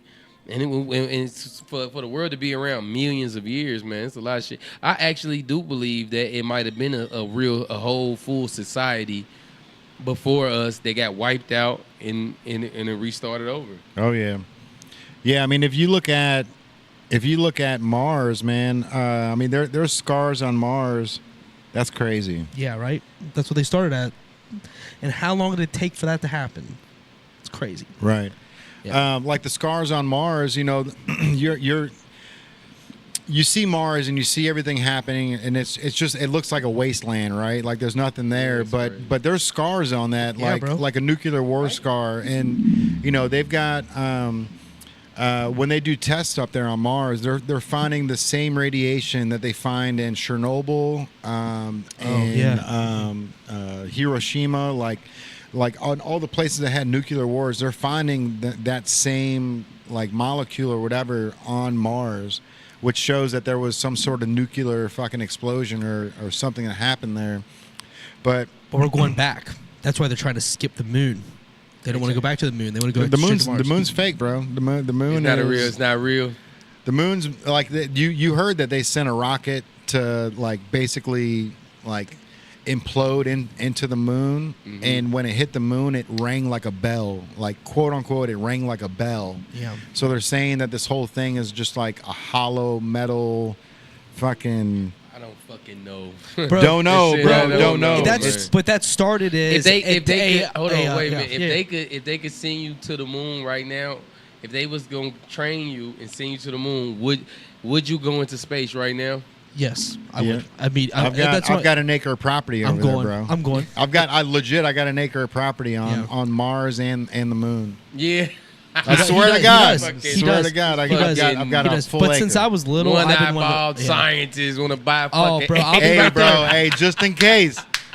Just in case. Who the fuck can sell you an acre on the moon? Private company, right? Yeah, it was the Lunar Embassy. So this guy out of California found a loophole that no government or no single person can claim land, but an embassy can or something like that. So he went and filed all the paperwork in California to say that he wants to claim Mars, the moon, Pluto. He did all of it, and the state of California signed off on it. Yeah. So now this guy's got the rights to the moon, Mars, Jupiter, all of it, and you can buy acres of property up there. And like whether or not it goes through and it's real, it's like I'm gonna buy it anyways because How much was it? It was an art piece, bro. You know what I mean? How much do you pay for a piece of art on the wall? How much do you pay for a piece of art on the fucking wall? Let me $100, bro. $100. Fuck it. Why not? Hey, it's a why piece. not? That's why not. That's Just like, in case, that's like bro. When people. That's like when people pray to God and they don't even believe for real. Just in case. Look, Just man. in- Hey, I'm a. I love What if? just in case, bro. You gotta put that on the show. Like that. Just in case. What if it's a God? Yeah. I'm Well, I don't want to be last. Hey, late to the party. Lantana, I'm gonna tell you, bro. I'm gonna get the info, and you're gonna lock up an acre of property right next to me because it's me and Tom Cruise up there on the moon. I've got my property is right next to Tom Cruise's. So me, you, Tom Cruise, Maximilian, and my kids partying on the moon. So do you believe in space? Like how what is portrayed as? What do you mean? What it's portrayed as? Like it's not flat. Like has portrayed as like space. Like I don't know. You know, like has portrayed as like it's just a big empty space. Like how they do in movies. Like do you think space I think is like so. how it is in movies? I don't. You know, I don't think it's a projection. I don't think it's a dome or anything like that. Like I really think it's like infinite. Yeah, and I think there's a lot more planets than 9 or 11, whatever they're talking about now. That'd be the thing when it comes to religion. How I don't understand how people could like see like all these planets in this big space and still believe in like man-made religion. How it is, I don't understand. Like that is the question that nobody wants to ask, bro. Because there was I can look it up right now. The government spent $10 million on research on Christians on what would happen if aliens are real. Yeah. So because like the whole Christian, God created Earth, like it all goes out the window if aliens are real, right? Because we're just another planet on the pool table. Then the indoctrination is too deep. They still wouldn't give a fuck. They wouldn't tell us, it's bro. it's way too deep. But I think it's fascinating to think. Like I grew up in a Catholic household growing up as a younger age, and then Mom's Catholic, Dad's Catholic. Dad's definitely he was. It's kind of changed since then. I was about to ask you that. Go ahead, tell your story. We grew up in Catholicism. I grew up doing religion classes and all that. I thought it was like a trap. I didn't like being there. Me either, bro. Because like I'm there and I'm like, you know what? Like my next door neighbors were Mormon. And I'm in this no shit. TVs, no Christmas. They didn't have none of it, They pray bro. with their arms crossed. So different than us, and everything was so different. I'm like, how are both these people right? That's what I always thought from like young. How are they both right? And how can you say I'm wrong? And how can you say, I was like, who's right? Who's in first place right now? I was like, how is that? If you're not first, you're last, right? If you're not first, you're last. Like what? Like who's right? So at that point, I'm like, I asked my mom, and she's like, no, we don't question. I'm like. Well, I'm questioning anything that they tell you. Don't question. Now, like but you have to have faith. Now, you have to have faith. Faith. Faith is Faith. not fact. Faith. Don't question faith. Faith is not fact. But It's now not what? facts. As Exactly. as somebody who grew up in Catholicism, and I went to Catholic school for 2 years. Catholic shit might be the most demonic shit. Dude, tell me. What I don't Yes. understand how is the Catholic still in business? Man, That is a fucking It is a business. demonic. It I is- don't want it's a to. business. I don't You're like right, to. I don't like to down nobody's what they believe in their Sure, religion. sure. But looking at the history of Catholicism, it's fucking nuts. Yeah. Even to this day, like with the priest thing. And just the artwork, and when like have you seen when you over there in Europe had the artwork and the stuff that's behind the Catholic fucking religion? How are they still in fucking business? the Vatican is its own. The is its Vatican own, might be the most scariest shit. It's its own entity. It's not even a part of Italy. They've got their own jurisdiction. They got their own police. Like, it's crazy, bro. And you know, speaking of the 4 people that are on this podcast, 3 of us went to Catholic school. 3 of us grew up in Catholic school. You know what I mean? So I didn't grow up in it. Well, I went to was Catholic. in I was Catholic already. religion, yeah. I was already. riled. I mean, I was already like fucked not up. high school, but we all went to Catholic school. I was growing already up. fucked Yeah, up to when get I confirmed. I went in the 9th grade, and I was already too far gone. My dad thought that he was going. He thought that he was doing something better because you know, like in America, like y'all go. Yeah. Catholic school do not mean better school. Nope. Do not be better school at all. Yeah, And yeah, that shit. I ain't gonna lie. That shit when I looked into how they do with the boys and how they move around priests and shit like that, and then like the whole history of being Catholic, it's really insanity. Yeah. Are you aware?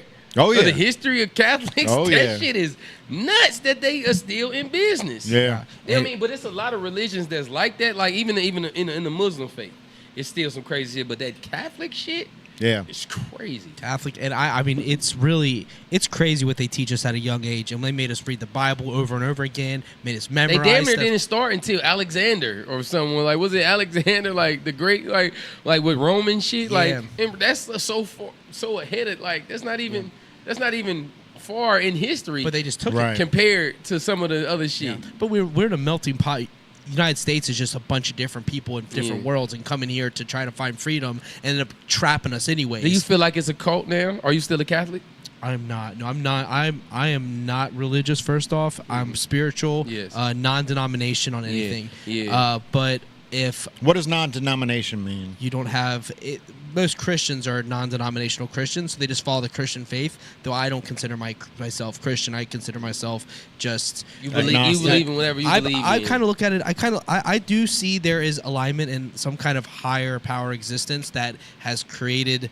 Like this world is not. There's no accidents. It's universal truth. So you're agnostic. Yeah, if you will. Yeah. I used to And- feel like I was atheist because I didn't believe in shit, but I'm not atheist at all. But I So- used to feel like that though. To me, belief is a really hard sell because there's so much new information that we're taking as humans. It's hard to believe. And there's no proof. there's no real proof. There's solid proof. There is just faith, and that's what I was told. It's just faith. Big. Just have faith. Don't question. Just have faith, and your story will be told, and you're the blood and the body of Christ and all these different things.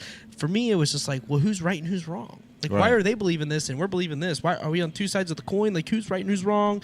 Give me some answers, and no one could give me them. So eventually, I just kind of went on my curious journey, and now we're doing journalism, and here we are.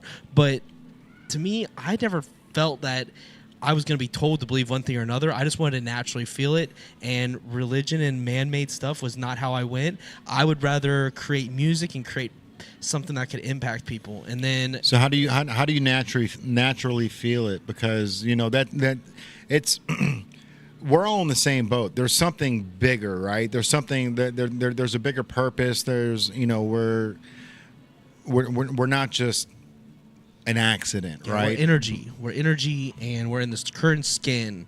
all of us are in this current skin, and we're Containers is what yeah. Bob Lazar, the aliens told Bob Lazar.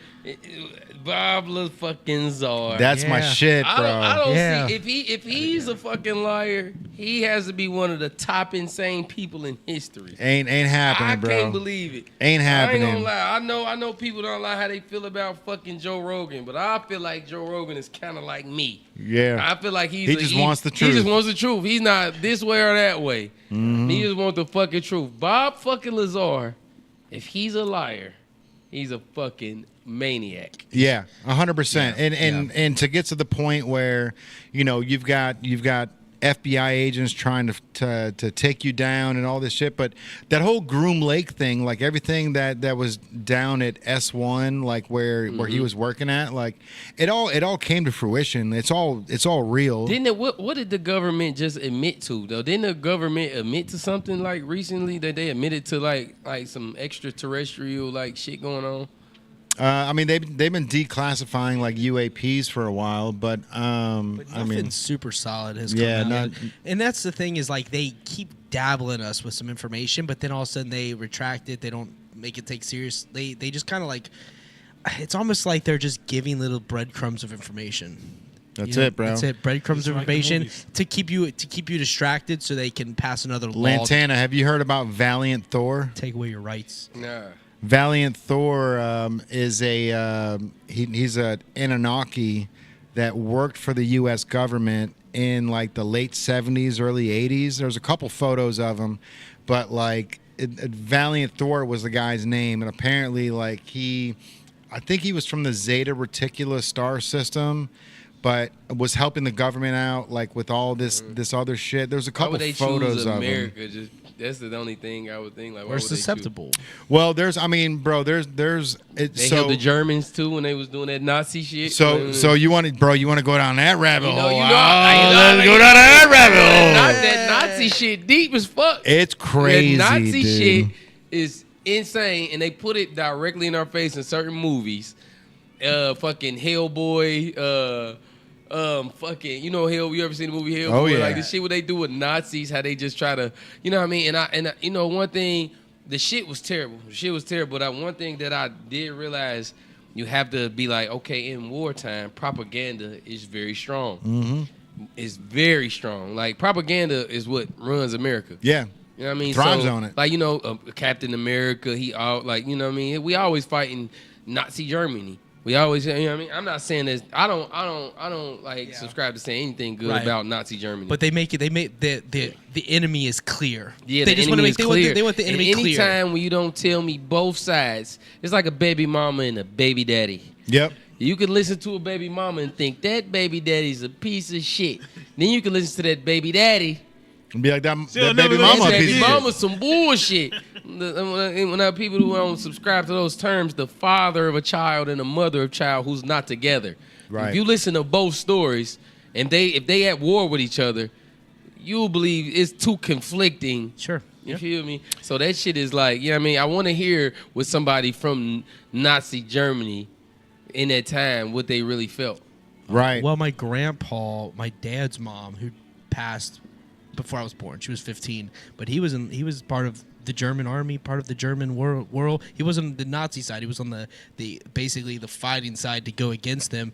And things were collapsing where when they came to America, they all wanted to start fresh. They all wanted to forget it all. And we grew up like learning German. Like when I was little, Yeah. I don't know it now, but we were taught the You numbers just do? growing up because they're like, that's all. My grandpa didn't speak English. He came here. He drove a tank bus. Nine. Yeah, he just That's all. That's, he learned that's, English that's over the only time. Number but like, I know. but my German. grandma comes from poverty and the nunneries and all that. Yeah. The nunneries are crazy, bro. The nunneries, It's there's a people cult as well. crazy. They used to abuse these children and do Cult as well. Yes. And that's But why I when said you- later when in you life learn- they got when their you money learn- because when you young learn they were like, damn, poverty. they really brought over a lot of Nazis to help with the American government to help create shit. And then to find out down like how many Nazis went to South America to live like safely and a long life. Like it's man, so that's why I don't know. You feel me? I don't know. I won't say what they did. So I will never like when it comes to the Holocaust and stuff like that. I won't never dismiss it. But I don't know what was really going on because like the propaganda was strong. Yeah. But like the cult is like y'all, like, and then like slavery is like us. You know what I'm saying? What you mean, the Holocaust? Yeah. It's the Jewish. Like, yeah, but people are always trying to fight over which struggle is worse. Which struggle is worse? It's been a lot of atrocities over over the history of the world. Yeah, there's still modern day atrocities. Modern day slavery happening. In Africa, atrocities. People have done much worse, but everybody wants to feel like the things that was done to them was worse. Yeah, It's all a comparison. It's a comparison thing when it was all bad. You feel me? It's all bad. It's like it's. You've seen that Family Guy episode when he's murdering all the people and then they stab himself. He's like, "This is what I've been doing to people." Family Guy might be more fucked up than The Simpsons. Yeah, they are. Family Guy will put that shit in there. They don't give a fuck. Yeah, they don't. You know why? Because a Jew man run it. He able to talk about whatever the fuck he wants to. He got free for it. He got free. He don't give a fuck. Yeah, he can do whatever he wants. Family Guy. If you ever look up on YouTube Family Guy religion and stuff about religion. They crazy as fuck, but it might be it's a lot of true shit, you feel me? You know what's crazy? That off subject but on subject. Sure. Who's the guy that created Seth? Family Guy? Yeah, Seth MacFarlane. Mm-hmm. You know he was supposed to be on one of the planes from 9/11. Oh, him and Jackie Chan. Jackie Chan missed this flight. Oh, really? Yeah. So Seth yeah, MacFarlane was in Boston at a college event where he was like speaking to the students, and some of the students wanted him like questions afterwards, so he ended up sticking around afterwards and answering the questions and missed his flight. We needed Seth MacFarlane. Yeah. How crazy is that, man? Yeah. Jackie Chan. I don't know too much about Jackie. Jackie Chan was supposed to be on a plane too, and something came up and he didn't go either, and it was supposed to be his flight. Seth moves the needle a little bit more than Jackie Chan. Jackie Chan was. It was back then though. But no, Jackie Chan was a big, but he's just an action star. Oh yeah. Seth MacFarlane makes people think. Yeah. Even though he hid it in Candy with Family Guy, and you might not want to look at it. He will, if you got an open mind and you look at some of them episodes, you will think like, damn, this is pretty dumb. The shit that I'm married to. Yeah, Some of the thoughts that I'm married to. He was like, man, Seth MacFarlane, like some of them episodes, like he would make it somebody who was like maybe racist or judgmental or something. They look like, man, I'm really dumb as fuck with this shit. Question authority. He questions everything, and as he should. We need people like him. Yeah, somebody who willing to go against their own people. Not go against them, but to call out their own people. Yeah. All right, let me ask you something, bro. So the past 3 weeks, there's been like 6 plane crashes. Yeah, what's going on? Yeah, is this? Do you think something's going on, or is it? Did you see the plane in Alaska that flipped over yesterday? Yeah, I just seen that. Listen, I think because Donald Trump has come in and he fired a lot of people. I think they trying to make certain shit that probably always go on. They magnifying it because they want to make him look. This Donald Trump fault. He fired somebody who was a part of this. He let go of these people, and now planes are doing this. If those planes was meant to go down, they was gonna go down regardless. Right. But the highlighting of it. How many have gone down in the past 12 months that we haven't seen? They could be like, all right, say like right now, if they wanted to right now, it's probably somewhere in America, police is shooting a black person right now.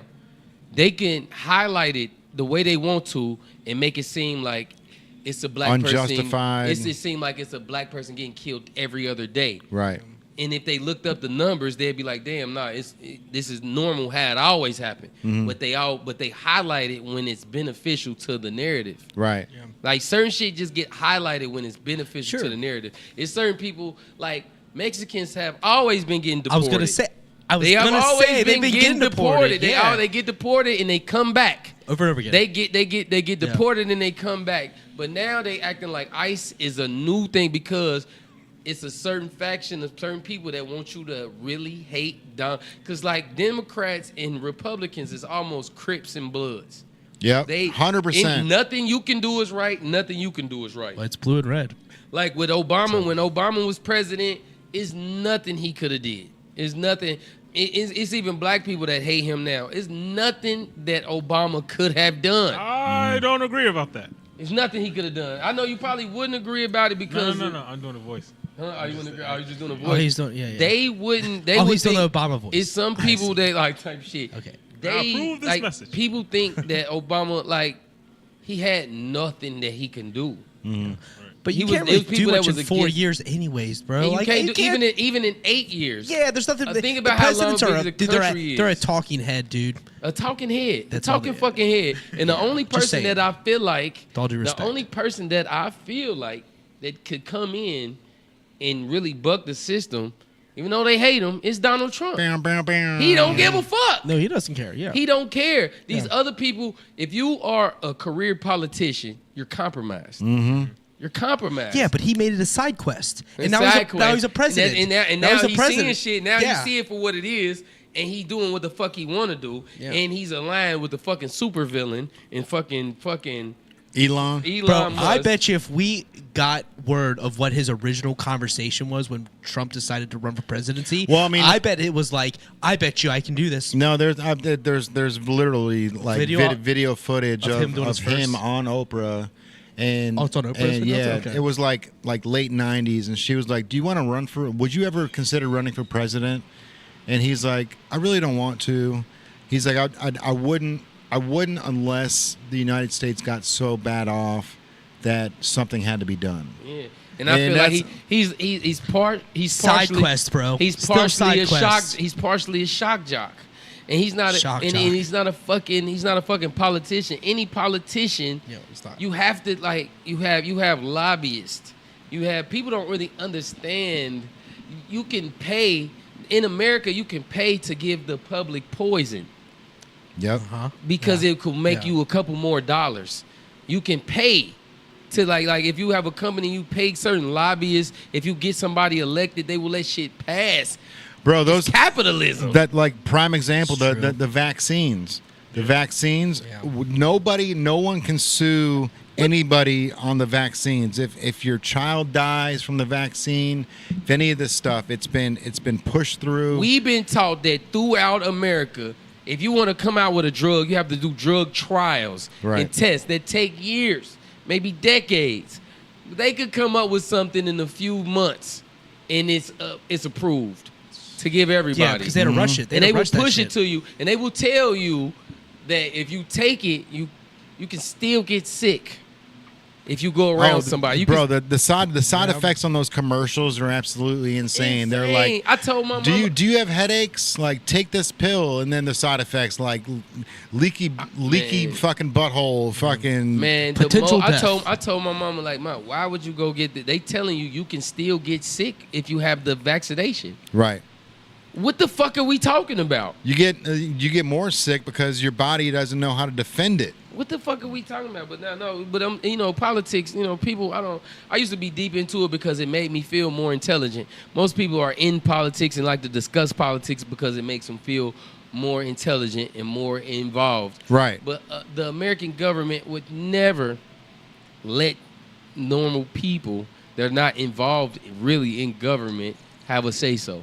For sure. America is a Yeah. business. It is a business. Businesses have 5 to 10 year plans. How far do you think the plan is for America? 4 years. You think No. come on, The man. the next 4 4 years. years. I We think- gonna let a new motherfucker come in with his ideas and he gon' for 4 years. Man, come on. Yeah. We don't know what's gonna happen in the next 10 years. Yeah. America's a business. We don't know what the fuck is gonna happen. Right. We don't have at least an idea of what can happen. We gonna wait to see who gets elected in 4 years. What's gonna happen in 10 years? Right. Cat. Yeah. I can't It's be so true. involved. Like, but I used Yeah. when I used to watch all these political shows, it made me feel more intelligent and more. The people that went to college, they've been in college, they feel more intelligent people because you're more educated, right? Mm-hmm. But they don't have a free mind. Like even doctors. I went to college. I feel a free mind. That's what I'm saying. But I'm a college. I have a bachelor's. that's what I'm saying. But most people are indoctrinated by going there. Yeah. Think about how they put doctors through college. They be tired. They can't think on their own. They gotta pass this written shit. They don't like, man. They put doctors through rigorous training and shit like that. So that's why you can have doctors that's out of shape and damn near definitely trying to teach you how to be healthy. Because they taught so much, they not even taught to think like them. Maybe eat fruits and vegetables and work out. Yeah. No, take this drug. I probably went to college. I mean, with that, your point, I kind of went to college with the idea of like, oh, I'm doing this because I need the piece of paper. I kind of went it as an ironic thing at the same time because I was so focused on music, just like you. Like back then, like when I was an intern in Mayu, I was in thick of a band. That's why I did the internship, so I can help my band. I was like, I'm there. Frank got me the opportunity, so I can help my band. Like that's it. But I was in college. I had already graduated at this point when I was. His band was fire too, bro. They were on like Vans Warped Tour. We did some stuff. But the thing is that in college, I was so like anti-college. I didn't want to listen to the fraternities because like they were about like the people who really bought in. Yeah. The shit that they taught. This is what it is. Because I know people, they had nothing to live for. Even like black people that went to HBCUs, like they think they better than regular black people.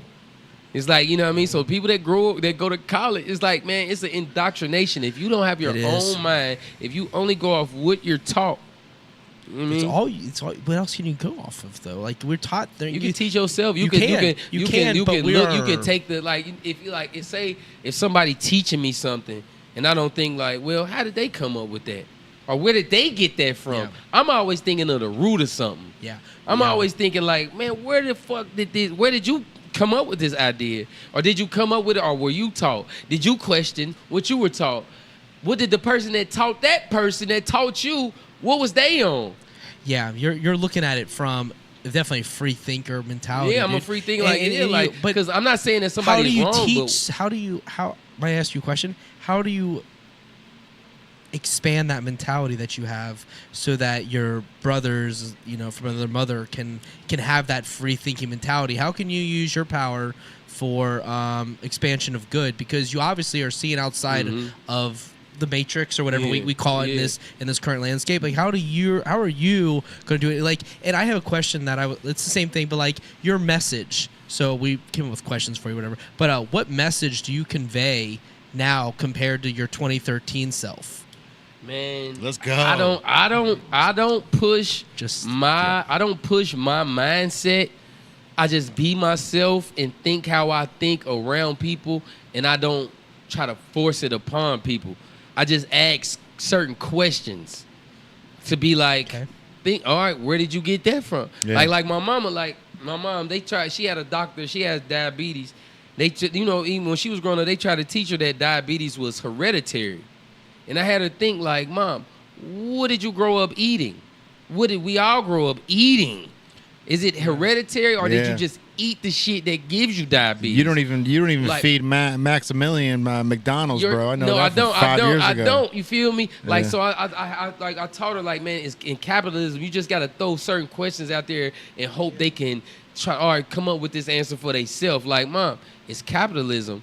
These people giving you a vaccine that they ain't been like they've been every other vaccine. When they talked about drugs when we was growing up, they said it had to be tested for years and years and years. But this one didn't have to be. Yeah. Or they telling you can still get sick. Like you just gotta ask certain questions and not be too pushy. Some people that's free thinkers, they get too married to being a free thinker. They get too married to being like nothing is nothing. And they get too like they trying to push like you get in a judgmental zone. I don't judge people for believing what they believe. Right. Yeah. I don't be like, man, you dumb. You just a fucking sheep. I don't call people sheep and dumb because I understand why you would follow what you would follow. A free thinker I just understand what channel you're watching. So when the free I understand what channel you're watching. Yeah, I understand what channel you're watching. Yeah. My mom, you watching the news every day. My grandma, she watches the news every day. I understand why she think the world is so dangerous. Yeah. You know what I mean? We think the world is much more dangerous now, but it was way more dangerous back then. You didn't have your kid went outside. I was outside in the world for hours in the woods, setting it on fire, doing whatever, with no way to get in touch with me. Right. You got to be home before dark. Nobody got in touch with me. If my son is 9 years old, if he went out into the world for 5 hours, 4 hours, and I didn't know where the fuck he was at, and I couldn't reach him and shit like that, I would go fucking insane. Right. But we think the world is so much more dangerous because we see so much more. We have the internet. We we could see people getting killed. We could wake up right now and see somebody getting killed. We could wake up and see a kid getting kidnapped on camera. We could wake up and see anything we want to see on an app. An app. A free app. Immediately. On Facebook right now, I used to have to sneak and like find my uncle's porn magazines. I could get on Facebook right now and click a link that somebody shared of some people fucking. Right. Yeah, literally. Right now. Like, Literally, right now. Like you could find but the accessibility to it, like but to answer your question is I don't judge people. I just throw questions out. What in 2013? What did you do?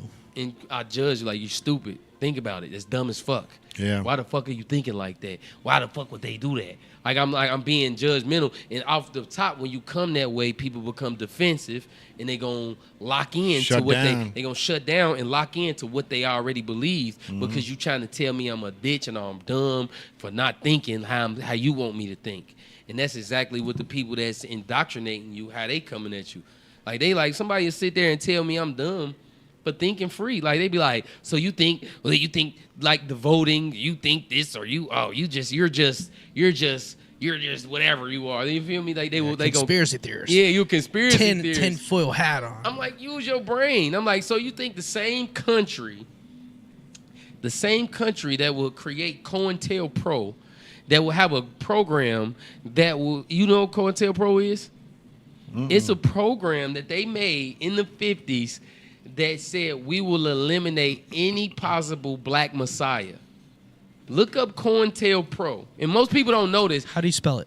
CON COINTEL TEL Pro.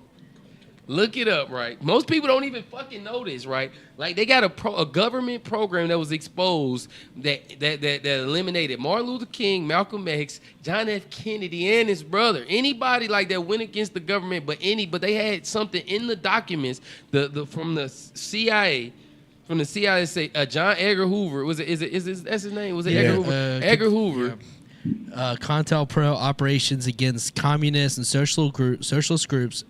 FBI activity to what is it? 1956. This is all coming out right now too. It's this has been out, but it's not like common knowledge that they put out.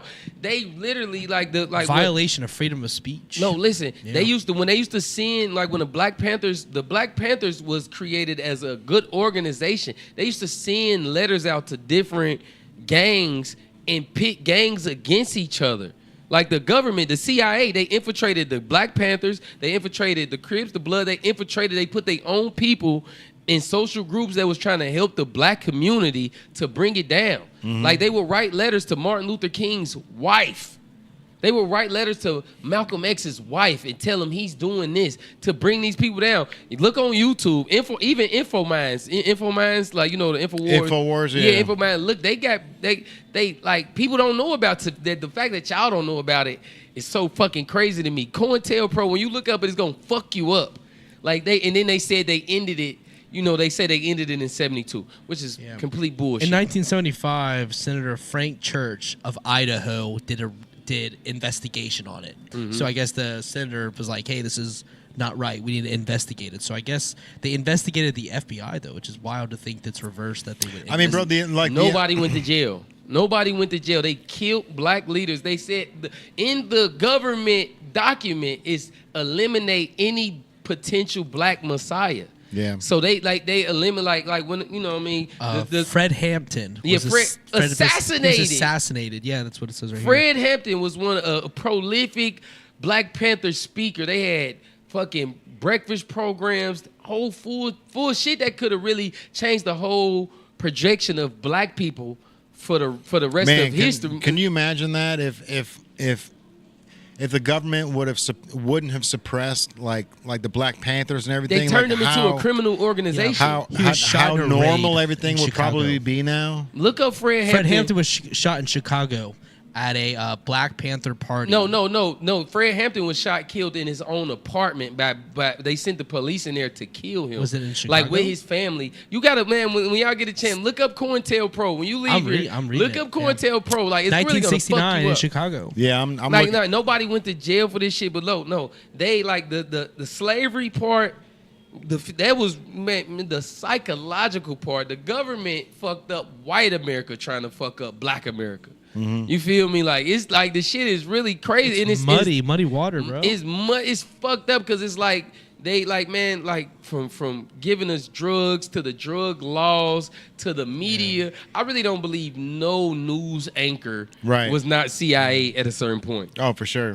I still think the news. I mean, they're all owned by the same people. Yeah, like you know what I mean. They owned by pharmacy, but it's a lot of shit like that you could go deep down into, and Do you ever feel like you are outspoken and it puts you at risk ever? No, I don't. Because you are a public figure. Yeah, I'm a public. So I'm just a public keep that figure. in mind. You know what I mean? I don't be feeling like don't I'm feel at like that? risk because I don't speak about it enough.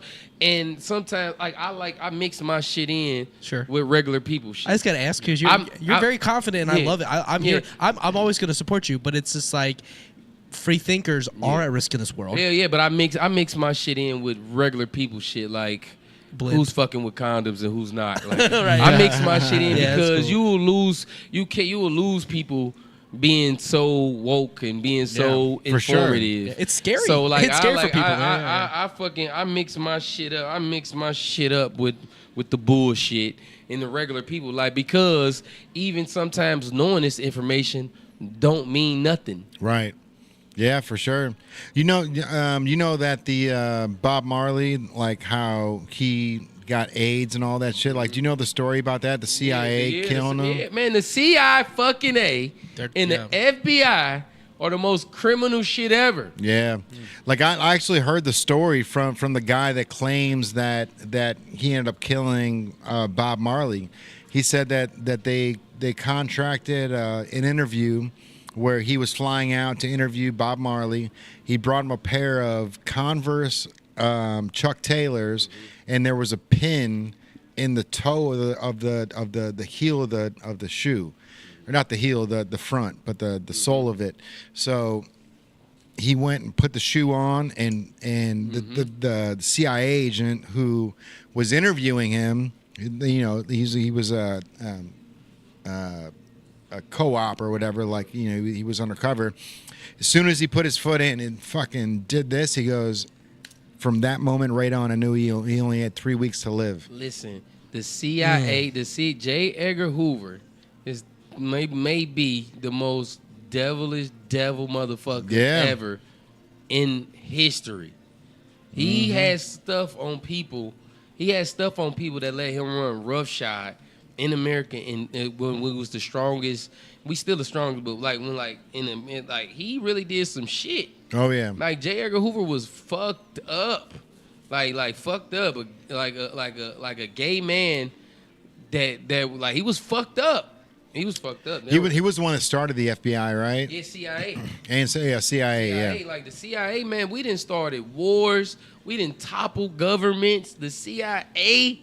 Man, it's just too fucking much. And I don't even like to go down a rabbit hole of CIA because even like with when Donald Trump just uncovered the documents of who killed John F. Kennedy and all that, they already done wiped out most of the shit. Yeah. So I find the truth. I talked to somebody who's deep into the rabbit holes of every conspiracy that you know who he is. And so right now they're coming out that there were two shooters of the JFK assassination, and he said, "No, bro, there's three. There's three, and it's gonna come out within the next 2 weeks that there were three shooters. There was Lee Harvey Oswald. There was a second shooter, and then the third shooter was the fucking driver of the Lincoln." He goes, "Look at the footage and look at it closely. Why would John F. Kennedy's wife, Jackie O, why would she try to jump out of the car?" She said because when her husband was hit, he was the bullet went like back and to the left, right? So somehow like the bullet curved through. But you see footage of her trying to crawl out of the back of the car where he was like, there's only one reason why, like, if everyone in the car is FBI or whoever is to protect the president, why are you going to jump out of that car? You know what I mean? Yeah. What would it do to America if they was able to be like, if they really came out with the truth though?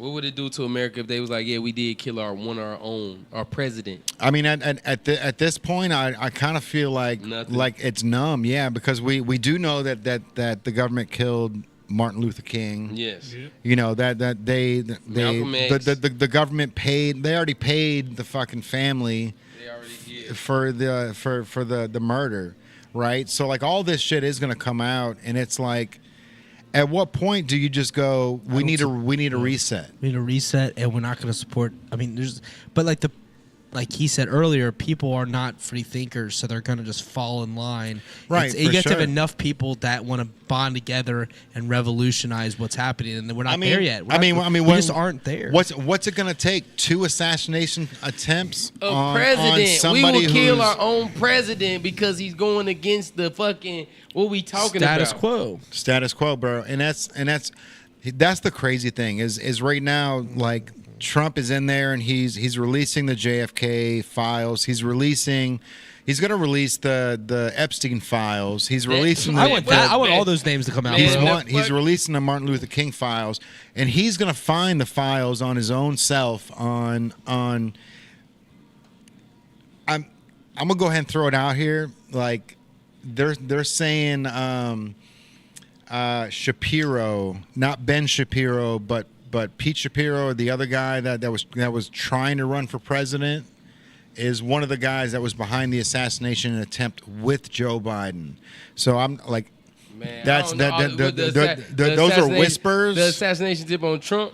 Yeah, in Butler, yeah, in Butler specifically. Yeah, I don't know. I don't know what about that shit. But that shit, man, look, all good energy to the Yeah. gang. Yeah. We probably go on all night. I think we probably got to wrap it Yeah, up. that's It's cool, like yeah. 10:30. I think we've got to. We could do it. Look, we could do it again. See, this why the What If show. The 'cause What If I can go. podcast. I originally was telling him, I was like, dude, we need to make sure we get the hour and a half mark, which we've hit that. We're 2 hours and 15 minutes. But once you get going, bro, you get going. you I get get going, going. and that's part of your gift. This is my And- favorite podcast in 3 years, just because it's friends It could go- talking. It is friends and you talking. can go all over. Like it's, Yeah. we didn't went from the Anunnaki to the We CIA. have. Like you feel me? Like we it's- have, and it's like, and I think that's the beauty of being free thinkers, is that we're able to go through these different things and not be influenced.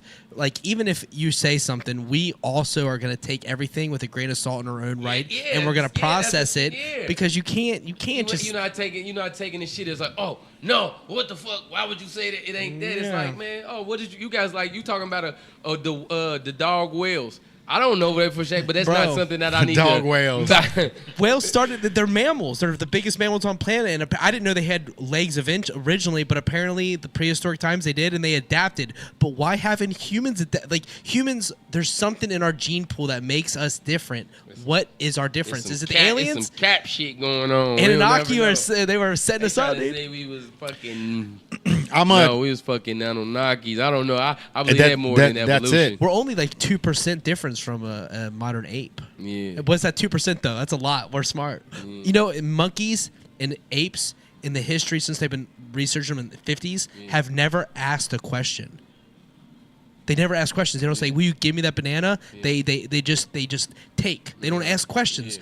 We ask questions. We're humans. We ask questions. We have tons. You have tons of questions. I've physically have seen a gorilla ask for a cigarette.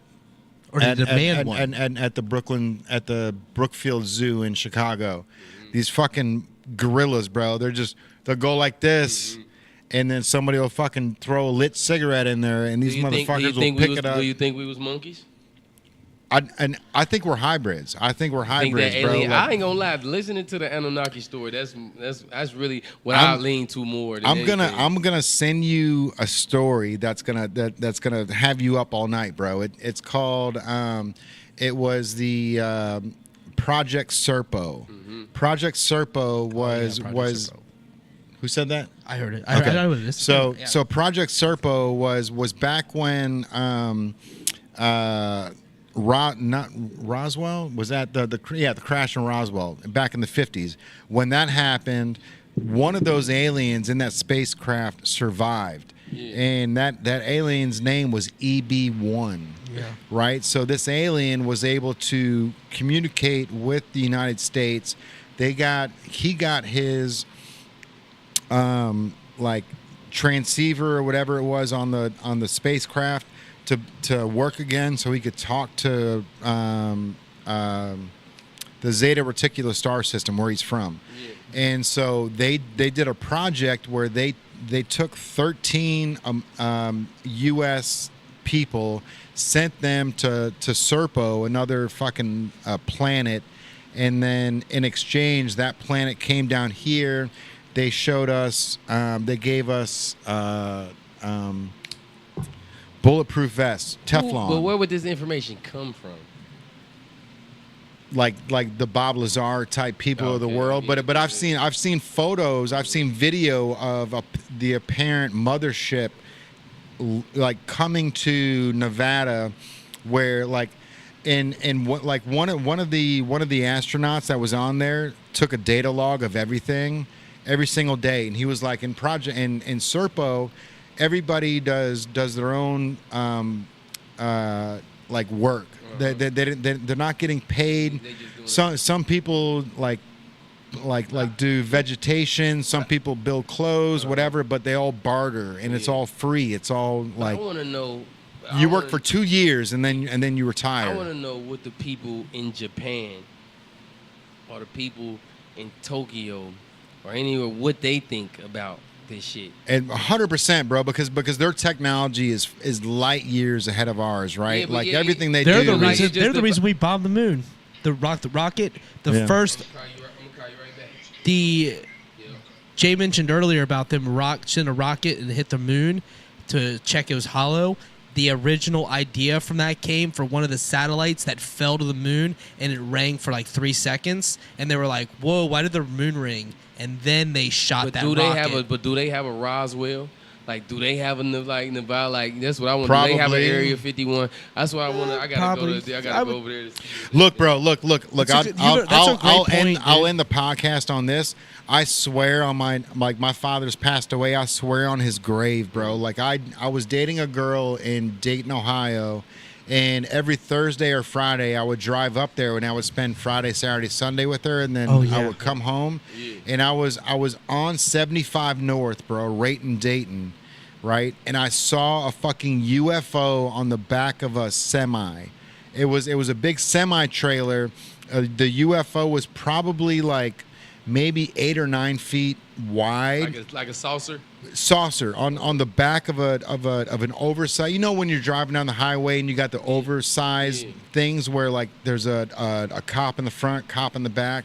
Same exact thing, bro. And this UFO was sitting on a flatbed in an angle, strapped down, and the UFO was wrapped with that same white shit that they would put on like a Mercedes or a boat when they're traveling on the highway. But it was all like sucked in where you could see every little bend and crevice of this UFO, bro. And I swear on my dad's grave, I'm driving to Lauren's house to go see her, and there's this fucking UFO on the highway on a flatbed on the right side of my car, bro. And I took a photo of it, like, and it was on one of my old phones. I can't find it now, but it's literally like in the back window. I've got a perfect photo of this UFO that was on the fucking highway. And so what we like the reason why I'm talking about this is because you were talking about Area 51 and we were talking about Groom Lake earlier. Everybody says that the Wright-Patterson Air Force Base in Dayton, Ohio is the real place for the aliens. Yeah. And there's this place called Hangar 8 or Hangar 18 that is like where like all the UFO conspiracy shit is. But like, bro, I swear on my life, I was 5 feet away from a fucking UFO. 5 feet, bro. You don't know what was under that sheet, man. I'm 100% sure it was a UFO. Like the way that white like saran wrap was tucked into it. UFO on a fucking highway. Movie prop. I mean, bro, like I'm Blurry. like there's no fucking way that was done for a movie or anything else other than we're a quick hour and a half on the road. How many people are gonna see it? You know what I mean? Not a lot. Yeah, nah, Ohio some shit going on, like all the pyramids and shit. There's some shit going on. Ohio's got a lot of shit going on, bro. It really does. You know what I mean? Like, I think Serpent Ross, Mound, bro. We need to do a podcast on Serpent fucking Mound. Yeah, we do. Serpent Man, Mound that would be would sick. be- All right, dude. Lantana's my best friend. Hey, Let's let's go, get it. dude. Bro. All right, man. This is gonna wrap up another episode of the PowWow. Lantana, how did they get a hold of you, bro? Man, Lantana Easy on Instagram, man. Lantana Easy on and it's with OG Tanner, on Twitter and YouTube. And just type in Lantana and fuck with me. But sometimes you might type in Lantana and the flower might pop up because Lantana means flower in Spanish. So look up Lantana Office. Just type in "God Love Me." Type in 'Cause God that Love Me song with is Lantana. absolutely fire, it's bro. It's fire as fuck, man.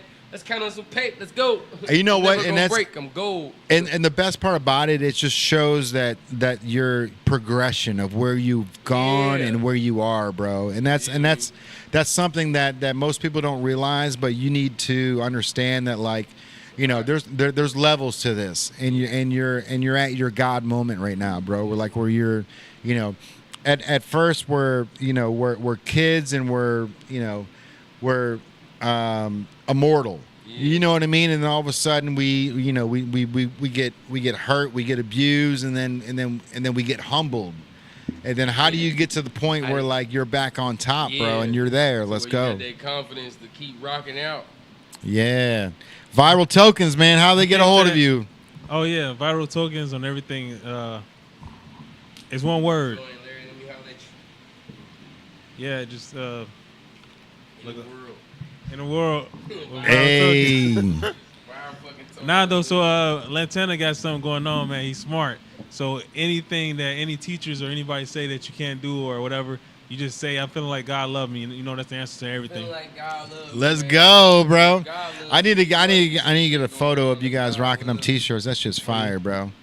Hey, what do you think about the photo inside the? Man, I fuck with it. I fuck with it. It feel like a Nike shirt. Yeah, let's go.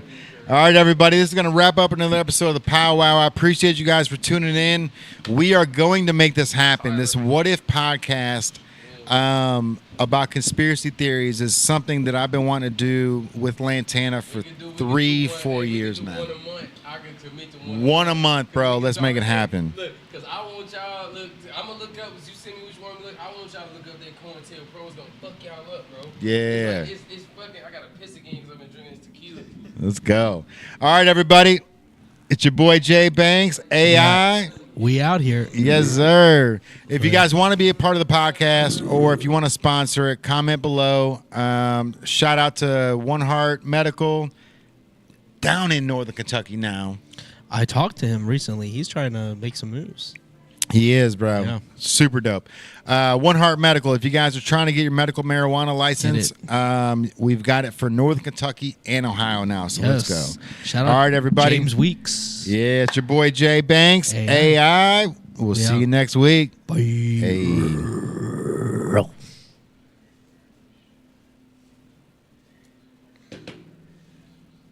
Bada boom, bada bang. Favorite podcast tonight, just because. We out. Cheer. So many things happened. Stay woke. Stay informed. Don't be misled. Where's this bitch at, bro? Free your mind. And we out. Am I? Can I just not see I the? think the thing might be detached. Somewhere in the Ba-na-na, na-na-na.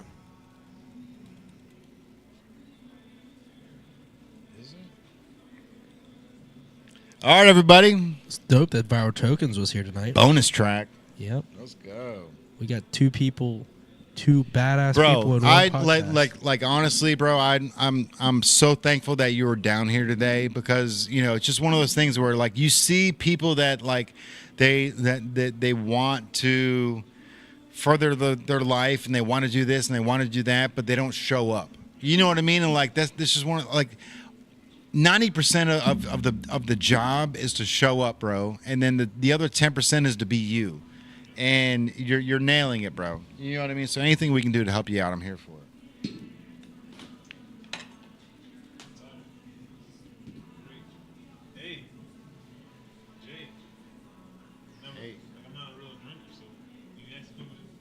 Let's go, bro. All right. I've never been drunk. Never been drunk.